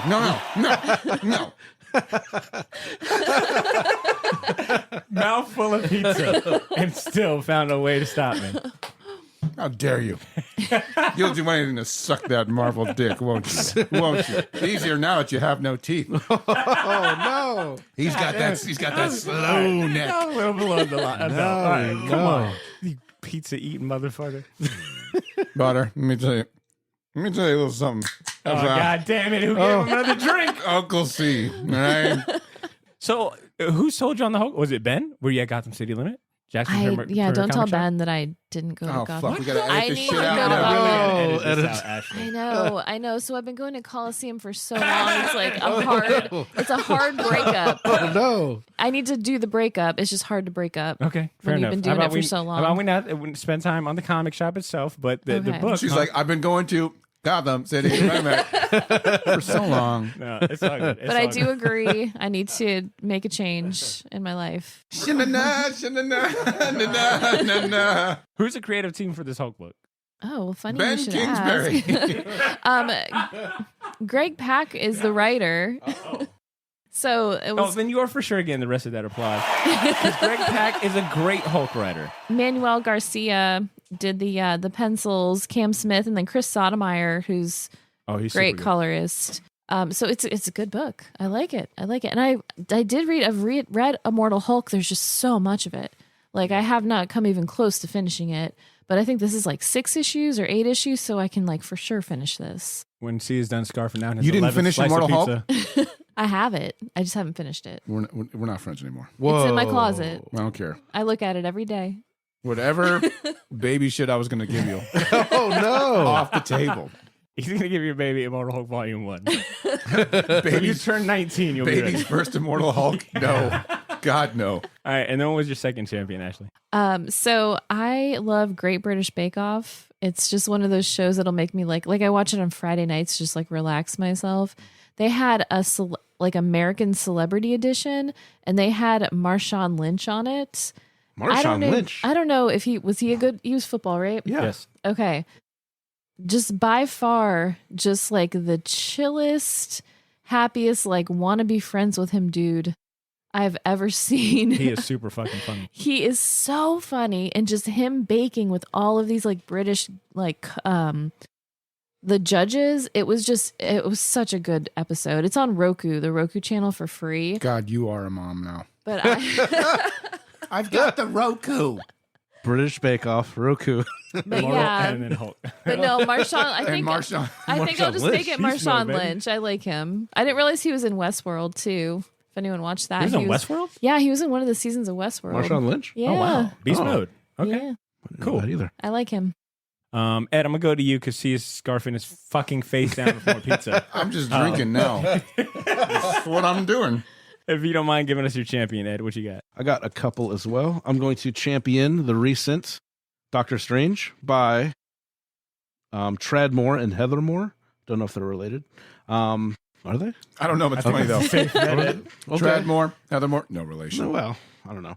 But like I said, I'm a big fan of Trad Moore. Like if you're a fan of, we did the Luther Strode Spotlight. And he just came off of that Silver Surfer series. Yep. This is really cool. Like I said, his style still hyper detailed, but it's a lot. You have to see it, but it seems like a lot flatter. And but crazy panels, crazy page layouts, like still a lot of energy. Really cool looking book.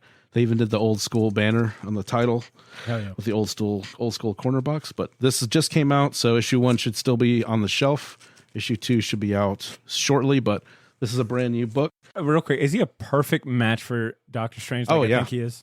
Oh yeah, this is like Did you not a look lot inside?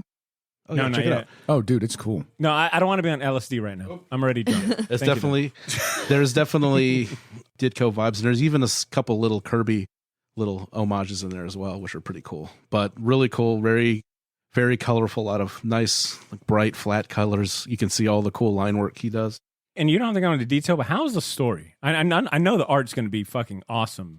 Honestly, it's You're like, I didn't even read it. I'm not sure what's really going on, but it's really cool. It's yeah, I'm not 100% because I'm not sure.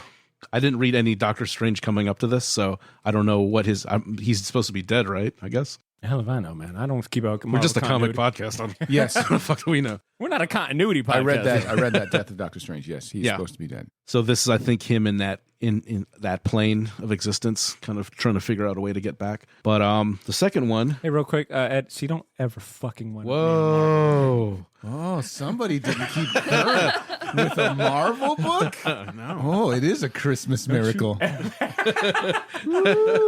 this is Christmas hell in my eyes. Yeah, buddy. All right, what else you The got? next one is apparently this was real when it was announced. Frank Miller Press is alive and printing stuff. This is Ronin Book 2 written by Frank Miller and Philip Tan, who's been around for a bit, and this is some of his best work I think I've seen. Beautiful book. Beautiful, like black and white with the grayscale, kind of like the zip tone type of coloring, kind of like classic, manga books.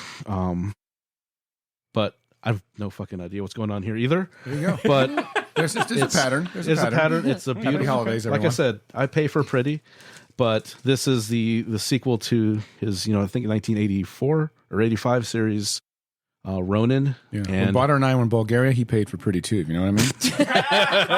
Know what I mean, guys? Know what I mean? That's why I'm on the run from the IRS. You know what I mean, guys? Let's keep it going. like I said, it's really, really nice book. The production value is really good. Like I said, I'm not quite sure. Like I said, Ronin was kind of difficult, Weird as well. Yeah, problematic, kind of. weird. Yeah, there's issues. It was the 80s. But Uncle Frank, Good old Uncle Frank. yeah, there's definitely, you can see like the Lone Wolf and Cub influence in here, and there are callbacks to the original series. Like, it's a beautiful book, and definitely recommend picking it up. This also just came out, so this should still be on the new shelf as well. But those are my two picks. Good stuff. Ed, one question about that Frank Miller one. Is it enough to make you want to stick with and maybe try out other titles from the imprint? I saw two other of the books, and I was not impressed. Fair enough. There's Frank Miller, but you also have Dan DiDio as his co-captain. So I'm not sure. It just seemed kind of like the work seemed kind of, I don't know. For me, it's not, like I said, it's not my cup of tea. This is a lot more dynamic. On an artistic level, those two books don't touch this, and that's kind of what sells me on a comic book initially. Like, so those two I weren't too impressed with. And I think those were more of DiDio's things, so that makes it even less interesting to me. So, but this book for sure. This book I'm definitely I'm gonna pick up the next, however long the series goes. As long as Philip Tan is attached to it, I'm getting it. Good stuff. Make sure you take it to the limit too at Gotham City Limit, Jacksonville Fair Comic Shop for comics and more. Where else would you go? I don't know. Is there any other? Definitely comic shop? nowhere else. Oh, and for the record, you may have noticed that we skipped Fistful of Comics. All you eagle-eared listeners that we phrased. Ben actually decided to take time off and enjoy the holiday break. So no Fistful of Comics. I guess it's up to me and you to do a lightning round of champion season. What do you got to champion? I'm going to champion the manga Chainsaw Man. Oh, I could have just put in a chainsaw effect. That was a lot better. Was that a chainsaw? was that Chainsaw? You sounded like a mariachi band. He was like, guys, when I think chainsaw, no. But it was like this. It was like, oh, a fucking chainsaw, like this.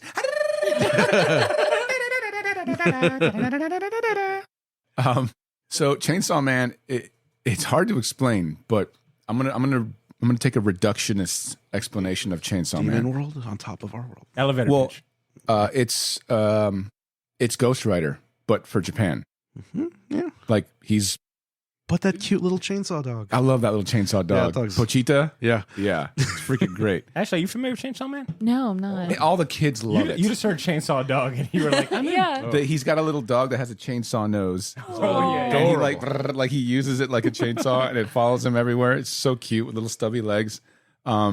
It's like, a Johnny Blaze type transformation, and a fucking chainsaw comes out of his head and it slices it in half. It looks painful. He's got chainsaws coming out of his palms. A weird looking character. And upon first glance, it's like, is this the same guy that created like Tokyo Gore Police? This is some weird shit. It's not. And also, get into it. I'm surprised that as an old ass motherfucker like myself, I was like, a chainsaw, man. Let me look at this shit. Yeah, I've read the first volume on Shonen Jump, and it blew my fucking socks off. I want to check out this Netflix series because I've heard it's like a pretty good adaptation of it. Yeah, it's fantastic. And my second champion is going to be, I finally caught up with Ed and watched Battle Angel Alita. Hey. I really enjoyed it. I saw it last night with Sarah, and I was just kind of like, do you want to change this? Do you want? This is something you do when you're older. You're like next to somebody that you love, and you're like, I feel like, are you into this show? Arms do you want to watch this? Please don't go on your phone even once. Like, I don't care. We could, you know what? We don't have to watch it. I'm fine. We don't have to watch fine. Right. Yeah. It's just something Are you stupid. okay? I gotta watch it for the show. It's just something stupid. It's just But something like, stupid. we were both genuinely interested in this movie, and it was good, and it made me want to read the manga. I'm trying to think what else. I've really been into shit. This is some old guy shit. Battle of the Planets or Gotcha Man. Oh. I've really been watching. I bought the Blu-ray box set, and I've been in a 1970s anime mood. So I bought that. I bought Devilman, the OG. Oh, wow. Yeah, Ed's like looking at me like, Jesus, you are old. This is fucking old as shit. But it's a lot of like French horn in the cartoon theme song. Yeah. It's like a guy fucking yelling his guts out in Japanese, and it's like fucking awesome with like disco music. So got you, man. I didn't miss you for anything except for your sound effects and your music. Yeah, well, Thank you. I needed that. I'm drunk and I plan on driving home, so All right, I'm gonna do my champion really I quick. wasn't fucking done. Whoa. Oh, did you have more? No, All right, thank God. Which ones did you get? Battle of the Planets? Or? No. Ed, come on. It's I'm just, hey, man. It's all guy shit. This is the special edition. Alex Ross did all the covers for it, and it's GeForce. It's Gotcha Man. So it's not the fucking fake spin-off. Battle of the Planet shit. It's like the OG. Also, my last one. Sorry, the last one I'm gonna do again. Old shit. Sorry. Alex Raymond's Flash Gordon, the original Sunday dailies from like the 30s. That shit is beautiful. Are they collected? Somewhere? Mhm. It's only, what, $300? No, Hardcover? it was about $100. There's that little Nemo Okay, one. Mr. $100 graphic novel money. Well, hold on now. It's a Been big living omnibus. good. It's a Petty big omnibus. change. It's a Give big me omnibus. 100. Look, I can use my kid as a write-off now. So, Ashley, a winky, 'Cause winky. they have the Windsor McCrae. I've got Touche. so I've got both the Windsor McKay Little Nemo collected. Oh. Like I've got both of those. Are Nice. great. But this Alex Raymond shit's cool, and you get to see where essentially how seminal Flash Gordon was for comics in general. Like so seminal that a lot of artists were like would take one character from Flash Gordon and could make an entire comic book series out of it. freaking Hawkman, George Lucas. Yeah.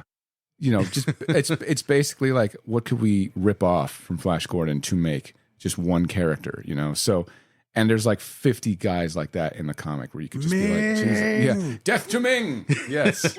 Death to Ming. I thank you for saving every one of us. Flash. All right, I'm done. Ashley, it's Ashley's 503. Do you got a jet? I can have 5 more All right, minutes. bet. Yeah. 5 more minutes. I'm gonna make this quick then. All right, I only got one thing to champion today. I'm gonna go ahead and hand it. Show and tell. You guys can pass that around. It is. Damn it! I gave it to the guy with the greasy chicken. Butter, I licked my fingers. It's fine. Well, there goes that resale value right there. I We're want gonna to resell it? champion hell no, that shit is so good. I want to champion this new comic book series called Saga of a Doomed Universe. It was published through the publishing arm of Comics Experience, which is I guess been a leading comic school for about a decade now. This book originally caught my eye in a previews catalog. because all of the covers are homages to like 80s Marvel and DC like big crossover events. The solicitation reads, "It is an epic love letter to the event comics of the 1980s, featuring Bronze Age style art provided by series creator Scott Reed." Scott Reed has been a comic book writer and artist with over I guess he's been in the game for like 30 years. He's worked with pretty much everyone from Malibu, Marvel, Image, Dark Horse, as well as like a whole bunch. Yeah, dude, I was looking at that comic book, and I got to tell you, man, you're a piece of shit. No, I'm just kidding. It's good. No, it's good. It's good. The best way I could describe it, if I was to do like the X meets Y formula, it is Watchmen meets like Animal Man, because it gets very fucking meta. Wow. Meets like OG Secret Wars, like the original Marvel. What the fuck are you doing in my head right now? With a nice helping of like Aqua Teen Hunger Force humor sprinkled in there. What? Because it needs what you talking about, Frylock? Whoa.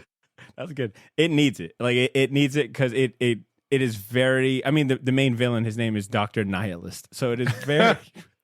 And it's got like a bunch of original created original characters too, like all of like this giant world of superheroes.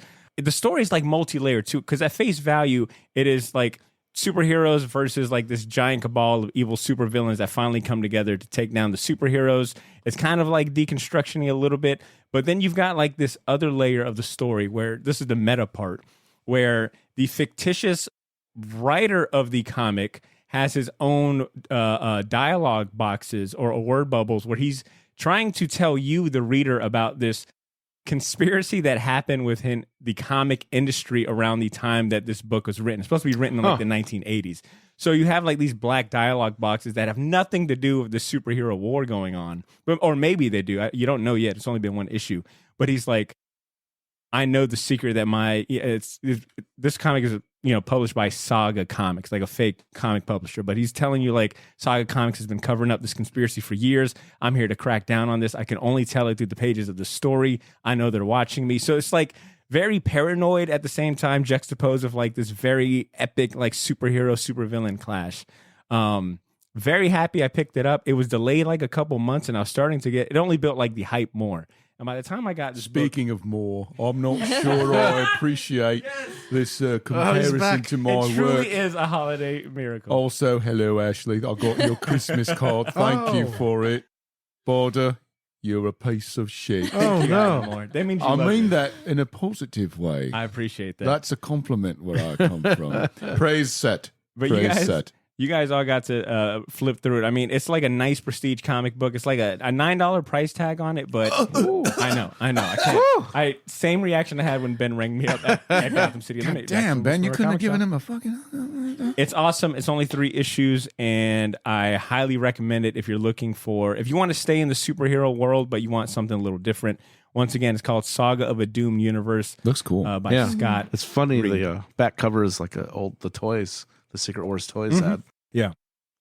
Ashley, we made it just in time. I know you've got a jet. You've got like some important Ashley things to do. Like, no, I just made that shit up so that way I could get the fuck out of here.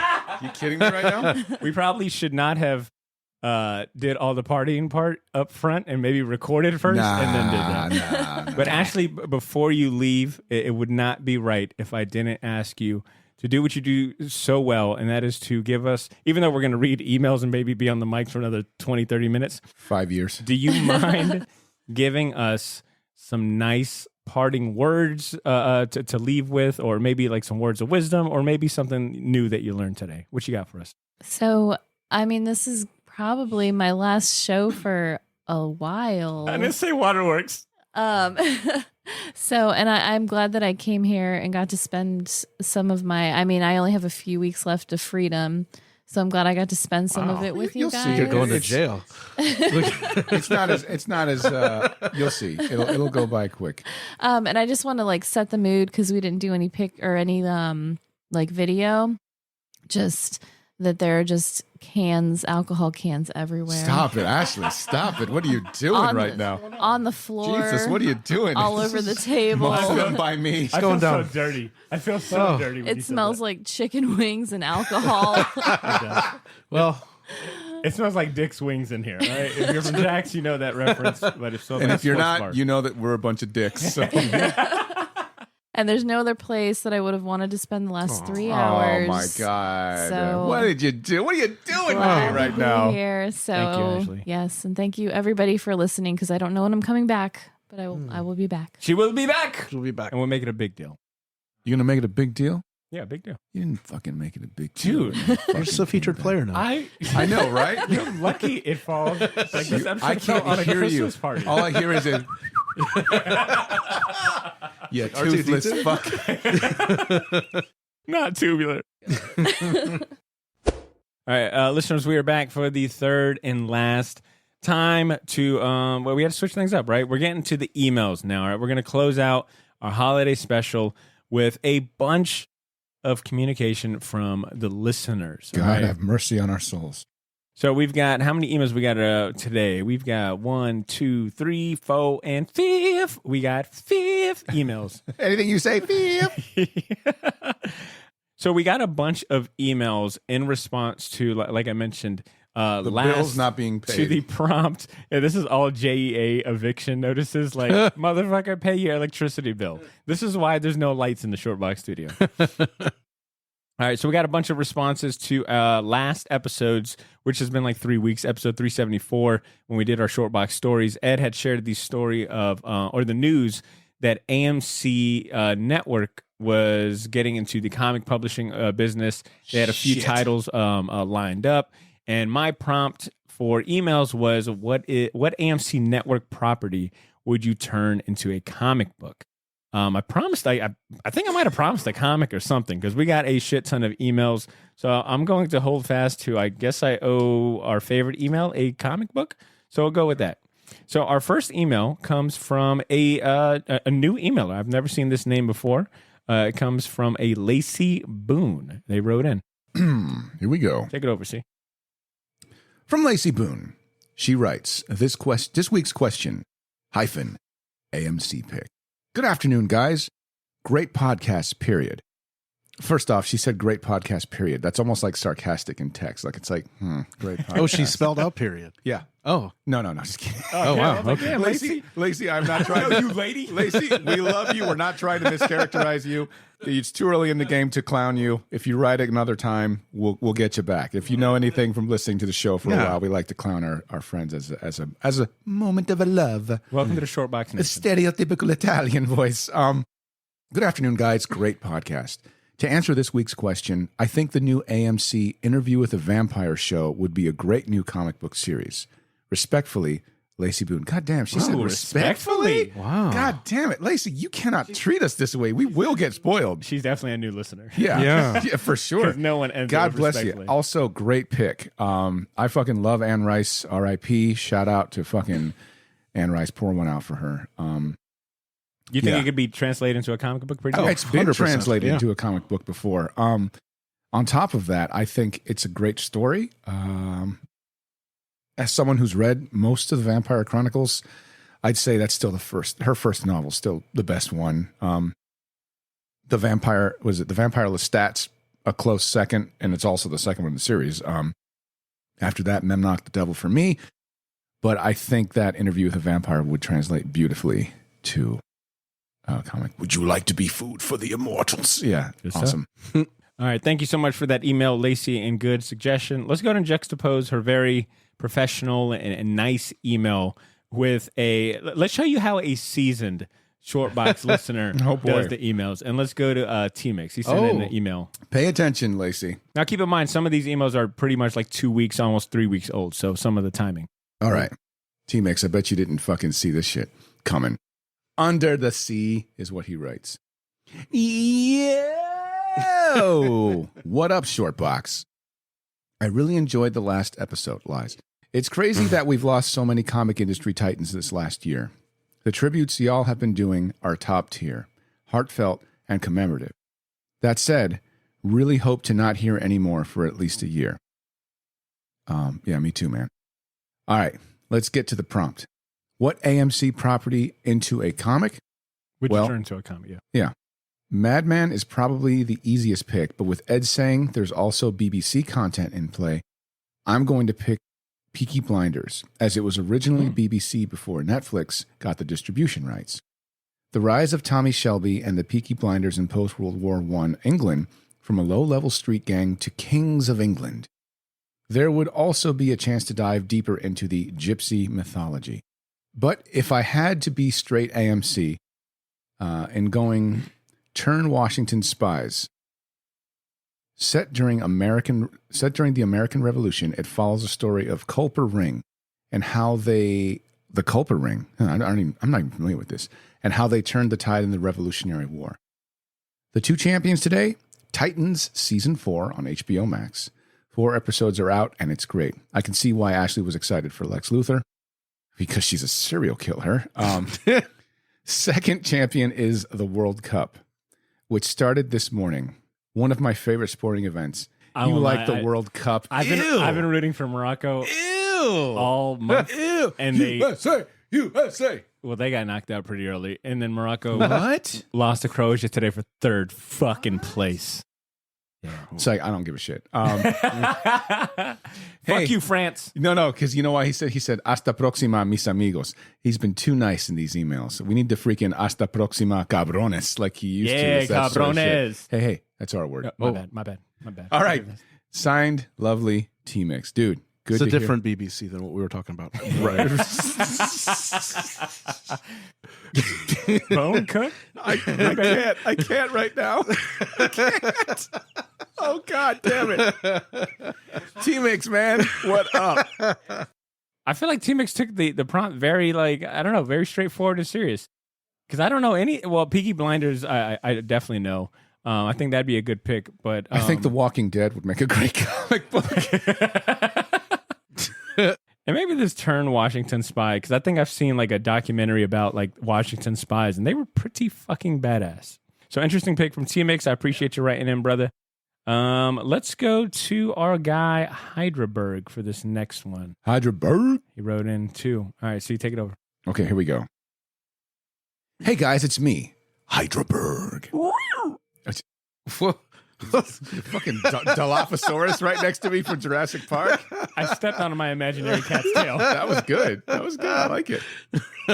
I have an AMC comic book idea. Oh, shit. Here we go. We all do. No, dude. Here we go. Oh, hit. Mad Men comic, but with the Cronenberg Videodrome blend, where our main guy, Don Draper, is in touch with all the ads he's putting out because he's consuming media like physically, like body horror-wise. Whoa. He's hiding things under his shirt because his body is changing and then possibly feeding on other people, like maybe prostitutes or, I don't know, lounge singers. And he's trying to hide it from his colleagues as well as his home life. He doesn't want to affect his family, but he's turning into a grotesque monster under the surface, at least physically or psychologically, but also progressing fast in his career because of his fixation on ads and the physical connection to them. With things of that era of the 60s like smoking cigarettes, drinking, and lots of music and fashion, and of course, social issues from time to time. AMC would never make it, but would be interesting and really put the mad in Mad Men. Side note, The Terror was a miniseries that they've done 2 seasons of on AMC, and that would have also made for great horror comic anthology style. I agree with you. You could have a monthly issue that tells a different story, or you can have a certain arc that tells a certain story, and then once it's over, restart the next tale, Creepshow style. I'd also like to champion self-indulgently my own podcast, which has been out for a little over a year. I'm going to bleep this. Oh, shit. John, Jacqueline, and myself host a horror movie review podcast. We all met through Straight Chillin' Crew and our love for them. I know you guys love them also. It's called A Cut Above Horror Review. We take turns each week picking a movie to review. I just want to say Straight Chillin' and the Short Box were big inspirations for me to getting into podcasting. So yeah, we're all on the social medias, all the podcast apps. You can find us at A Cut Above Horror Review. Check it out. Thank you. And make mine Short Box. And I should just take a time to say this. Hydraberg, I'm not blowing you off, man. Things have been super busy. We'll talk, buddy. Oh, a little behind the scenes action. Nice. Cryptic. It's BBC. Gee, gross, sir. Sorry. But honestly, I think this deserves to be said again. His podcast is called A Cut Above. Hydraberg is that dude, all right? He's been I know. a supporter since fucking day one. a Patreon subscriber of that, so be extra nice to him, guys. I am. Okay. Now, Heidelberg is a cool dude, and if you're into horror movies and horror movie reviews, and you're a fan of the Straight Chillin' Boys, Heidelberg's podcast has been approved by the Straight Chillin' Boys, so give them a check out. And I got to give him credit for this Madman comic pitch. He not only took the prompt that we gave him and gave it a nice little twist. Yeah, long live the new flesh, pal. Okay, we got another email from a first time emailer. This comes from a new recent diehard, right? Oh, His name shit. is Mac. We got two newbies, Lacey and who? Mac. Lacey and Mac. Yeah, Mac's a good dude, man. He's been Now kiss each other. What? You were fucking creepy. Dude. Wow. Oh man, Mac's a good dude. He's been a very loyal fan, very fast. So I was excited to see his email come in. Take it away, C. Flirstly? He wrote Flirstly. He must have had a couple of high noons. Hold on. He must have had a couple of high noons himself. Flirstly. I'm drunk, and I'm not mispronouncing this, okay? I kind of like Flirstly. All right. Flirstly. Flirstly. Let's get the question out of the way. Flirstly, let's talk about your grammar, pal. What AMC property would make a good comic book? I'm going to say comic book men. Hear me out on this one comic fam. Here's the pitch. Kevin and team are having a quiet day at Jay and Silent Bob's Secret Stash. Business is normal. The sky is beautiful. All is well in the world. Then out of the blue, the comic shop is struck by lightning, and now all the comic book characters are coming to life. Will Kevin and crew survive and save the world from destruction from these comic characters? Will they defeat the Joker with the help of Batman? Will they survive Vampirella's seduction? Will they team up with Spawn? How will they deal with the Merc with a mouth? How will they keep the Hulk from smashing everything? How will they stop the Flaming Carrot? Who will they ally with? Who will they fight? Is this the end of the world as we know it? Will Chicken Little save the day? Read this comic to find out. All right, I'm hooked. All right, Mac, that was a fuck ton of questions, but I'm hooked. I'm All right. curious. Now, for a few of my champion picks. Lately, I've been enjoying the new Vanish series by Donny Cates and Ryan Stegman. We are only 2 issues in, but the series kicks all sorts of ass. Dude, Stegman's the man, dude. I was kind of fucking mad when I saw his cover for the Sabretooth and the Exiles. And he wasn't doing and the he interiors. didn't do the fucking interiors. Yeah. I bought that shit and I felt like I got tricked, dude. It got me too. God damn it, it's fucking cool looking. He said, everything from the world building to character development is top tier. The art by Stegman is also top tier. Don't sleep on Vanish. My second is going to be the new Batman run by Chip Zdarsky. This one might seem odd, but I really have been enjoying what Chip has been doing with the world and the characters of Gotham. Unfortunately, the current market is obviously oversaturated with Batman, but if there's one Batman comic to pick up, get this. Get this is it. Are you drunk writing this, dude? He was just so excited. You know, he had no time for spell check. The new villain Failsafe is super cool, in my opinion. In closing, have a great week and keep it short box. I fucking love that better than fucking keep it geeky. Keep it short box. Oh, it's been so long. Has it really? You gave up on that shit? Yeah, after you guys absolutely belittled me and destroyed my. I don't believe that for a second. I don't believe that for a humanity. second. You're like the shark. Do you from know Jaws. about Failsafe? No. So this is a pretty cool idea. So you know how I haven't read it, but I heard this concept and I thought it was pretty cool. You know how Batman has like contingency plans for the Justice League, Yes. where if one of them goes rogue, he has a way to deal with them. Right. Mm-hmm. So this is like something he built, like a robot that he built in case he goes rogue. And I guess it got activated beforehand. So he's having to fight something that's made to take him out. That's pretty cool. It's a pretty cool idea, yeah. I'm sorry. Tony sent me our group photo or a preview of our group photo, and we are so adorable.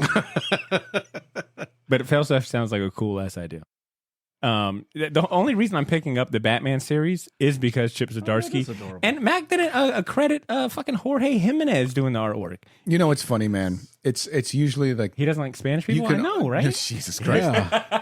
Like racist. You can almost kind of like it's a history repeating itself, right? Like somebody does a really good job on Daredevil, and then DC's like, let's fucking wow. get this guy The to Frank write Miller connect. Batman. Let's get him to write Batman. He knows what he's doing. That's a good point. Okay. Zdarsky's run on Daredevil was fan-fucking-tastic. All right. So those were all of we got one more email to read, but those were all of the emails that were associated with the AMC network prompt. I'm going to make an executive decision that I would like to award Lacey and Hydraberg a comment. You know what? I'm in the Christmas spirit. Oh, Mac, shit. What's I'm gonna happening? give you a book too. All right. So Lacey, Hydraberg, and Mac, when you hear this episode, reach out to me and I'll get you one He of the, didn't follow the comic rules. books. All right. I don't know what's happening. Hey, look, right now. it's Didn't even follow the rules and he gets a comic. And he promotes his own show on this. wait, no. Hydraberg had the Madman pitch. But that wasn't the. It's an AMC network a It wasn't property. make your own thing up. I kind of give him credit for going a little above and beyond. I mean, that was kind of He just did it to promote his podcast. All right. No, Hey. look, but that's Hey, man. He's I'm just saying. He's a love this so man. much. He's a man after my own club. Okay. Well, he is a Patreon member, so good job. That was the new point. Lacey, Hyderberg, and Mac, reach out to me. I'll reward you guys one of the comic books I've got for giveaway. But big shout outs to everyone that emailed, including T-Mix too. They will be in 0.1 good condition, waterlogged, and torn. All right, we have one more email to read. It comes from a really good homeboy of ours. It comes from Blake Simone, right? And he's getting real on this email. So I'm just going to preface it with God that. damn it! Why did you do that to me? And it's beautiful words he's sharing, right? Here we go. God damn, it's fucking Christmas. You got Ashley's words. We're going to make you teary-eyed. Here we go. Oh, Stop running in my house. It's been a minute since I've dabbled on the keyboards here. I wasn't a Power Rangers fan, but the passing of Jason David Frank due to suicide is tragic. Probably going to get a little serious. However, it is the holiday season, a hard time for those dealing with depression. Having lived through 2 suicides that personally affected me as well as dealing with my own issues current in the past, I do have an unexpected suggestion for those who might read it as well. It's issue 20 of Jerry Duggan's run of Deadpool from October 12, 2016. It was refreshing to read a comic issue of a character usually strictly associated with crass personality, vulgarity, and violence deal with a serious issue in a respectable way. Deadpool talks someone off the literal ledge. Also, the National Suicide Hotline is 988. Where you are connected to unbiased individuals who are there to help. Hell, I can be reached at Conan the Librarian on Instagram. It's that time of year. We all need someone. Hug your peoples and tell them how you feel. One love. Blake Simone. Damn. Hell yeah. Honestly, that's a good message, man. Damn right. Yeah, that's fucking great, dude. 988, of course, National Suicide Hotline. Also, I mean, it's a little self-serving, but not really. If you want to fucking talk to us, send us a cool email. Send us. I mean, we're a sounding board. We may not necessarily read it because whatever. No, just kidding. Just kidding. What's going on here? No. All kidding aside, we fuck around a lot on the show, but when it comes to the holidays and our tribe, which is the comic book tribe, things aren't always easy. I mean, now it's great. Everything comics are mainstream, but back in the day, things were super hard. And Ed and I at least are old enough to realize what they were like. As a result, we know that it's not perfect for everybody during the holidays, and that while we revel and enjoy in our time and our drink and making merry, it's not always that way for everyone. So good looking out, Blake. Keep an eye on your fellow man. That's what this time of year is about. So watch everybody 6 and totally co-sign this message. Well said. Yeah. Hell yeah. Love Thank you, man. so That much, was Blake. good. Hell yeah. Thank you to everyone that emailed. Lacey, T-Mix, Hyderberg, Mac, and Blake. Yeah, we don't take those emails for granted. And For sure. love whenever you guys chime in and take part in the prompt or share champions or share messages like Blake sent out, man. Gents, that is everything. Mm-hmm. That is everything I've got on our list. This has been a strong, very hazy 2 hours. I don't know if I'm going to remember everything tomorrow morning, but I know I've had a fucking blast. Ashley's already given us the parting words. Do any of you want to try to follow up or add anything to that before I do my sign off and anything? Remind me again, what are the rules for the parting words? Does it matter? When have any rules I've ever I'm trying to. Okay, you know what? Fuck you then, dude. Jesus, I tried. I tried. What are the rules? What are the rules for the parting words? Either give us some parting words of wisdom, or maybe something that you learned from this episode to share with the listeners. I've learned that all of us being in the same room together is. Are you burping right now? I'm trying to fucking be serious right now. I've learned. I'm getting choked up. That's why. Good save. I've learned that all of us being in the same room together is something that I have lacked and missed dearly. It's something that I don't take for granted, and I really appreciate you guys. And that's sad that Ashley's not here to hear this. Sorry, dog. You had to leave. Oh, Ashley, you fucking suck. Ashley, you suck. Oh, I've learned Ashley fucking sucks. That's the only rule that matters. Yo, I will fucking, that's it. You thought this was going to be like emotional? Nah, we always clown people that leave. How about that? Hell Parting yeah. words? You left, dog. You fucking suck. I hope your son is a ginger. Yeah. What the fuck? Sorry, I don't know. It's a word. Jesus Christ. Ginger. You know what's funny? I bet she's listening this whole time like, I'm waiting for these guys to talk shit about me. Yeah. And it's We like, delivered. Come on. We have to. Look, we love you, Ashley. We miss you. But yeah, 'tis the holidays, so Merry Christmas, Happy Hanukkah, Merry Kwanzaa, Happy Festivus. It's a day for the rest of us. And Airing of grievances. Yeah, get your fucking Festivus poll out. You ready? It's part of your heritage. Most importantly, this month marks 10 years of the short box. And to Cesar's point, the energy has been fantastic this whole day. So I appreciate all of you guys. But to say it's been an incredible journey and opportunity for growth for me personally, I think would be an understatement. Wow, way to make it about you. And I can't. Well, hold on.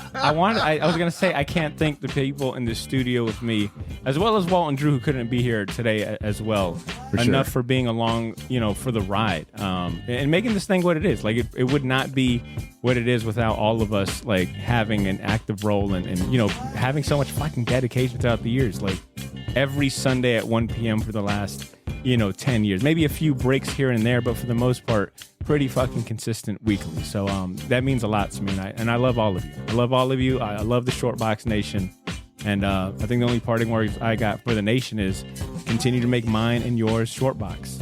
Peace. Ed, actually, wait, Ed, did you have anything you wanted to throw in? Oh, no, I'm good. Jesus. Merry Christmas, everyone. And scene.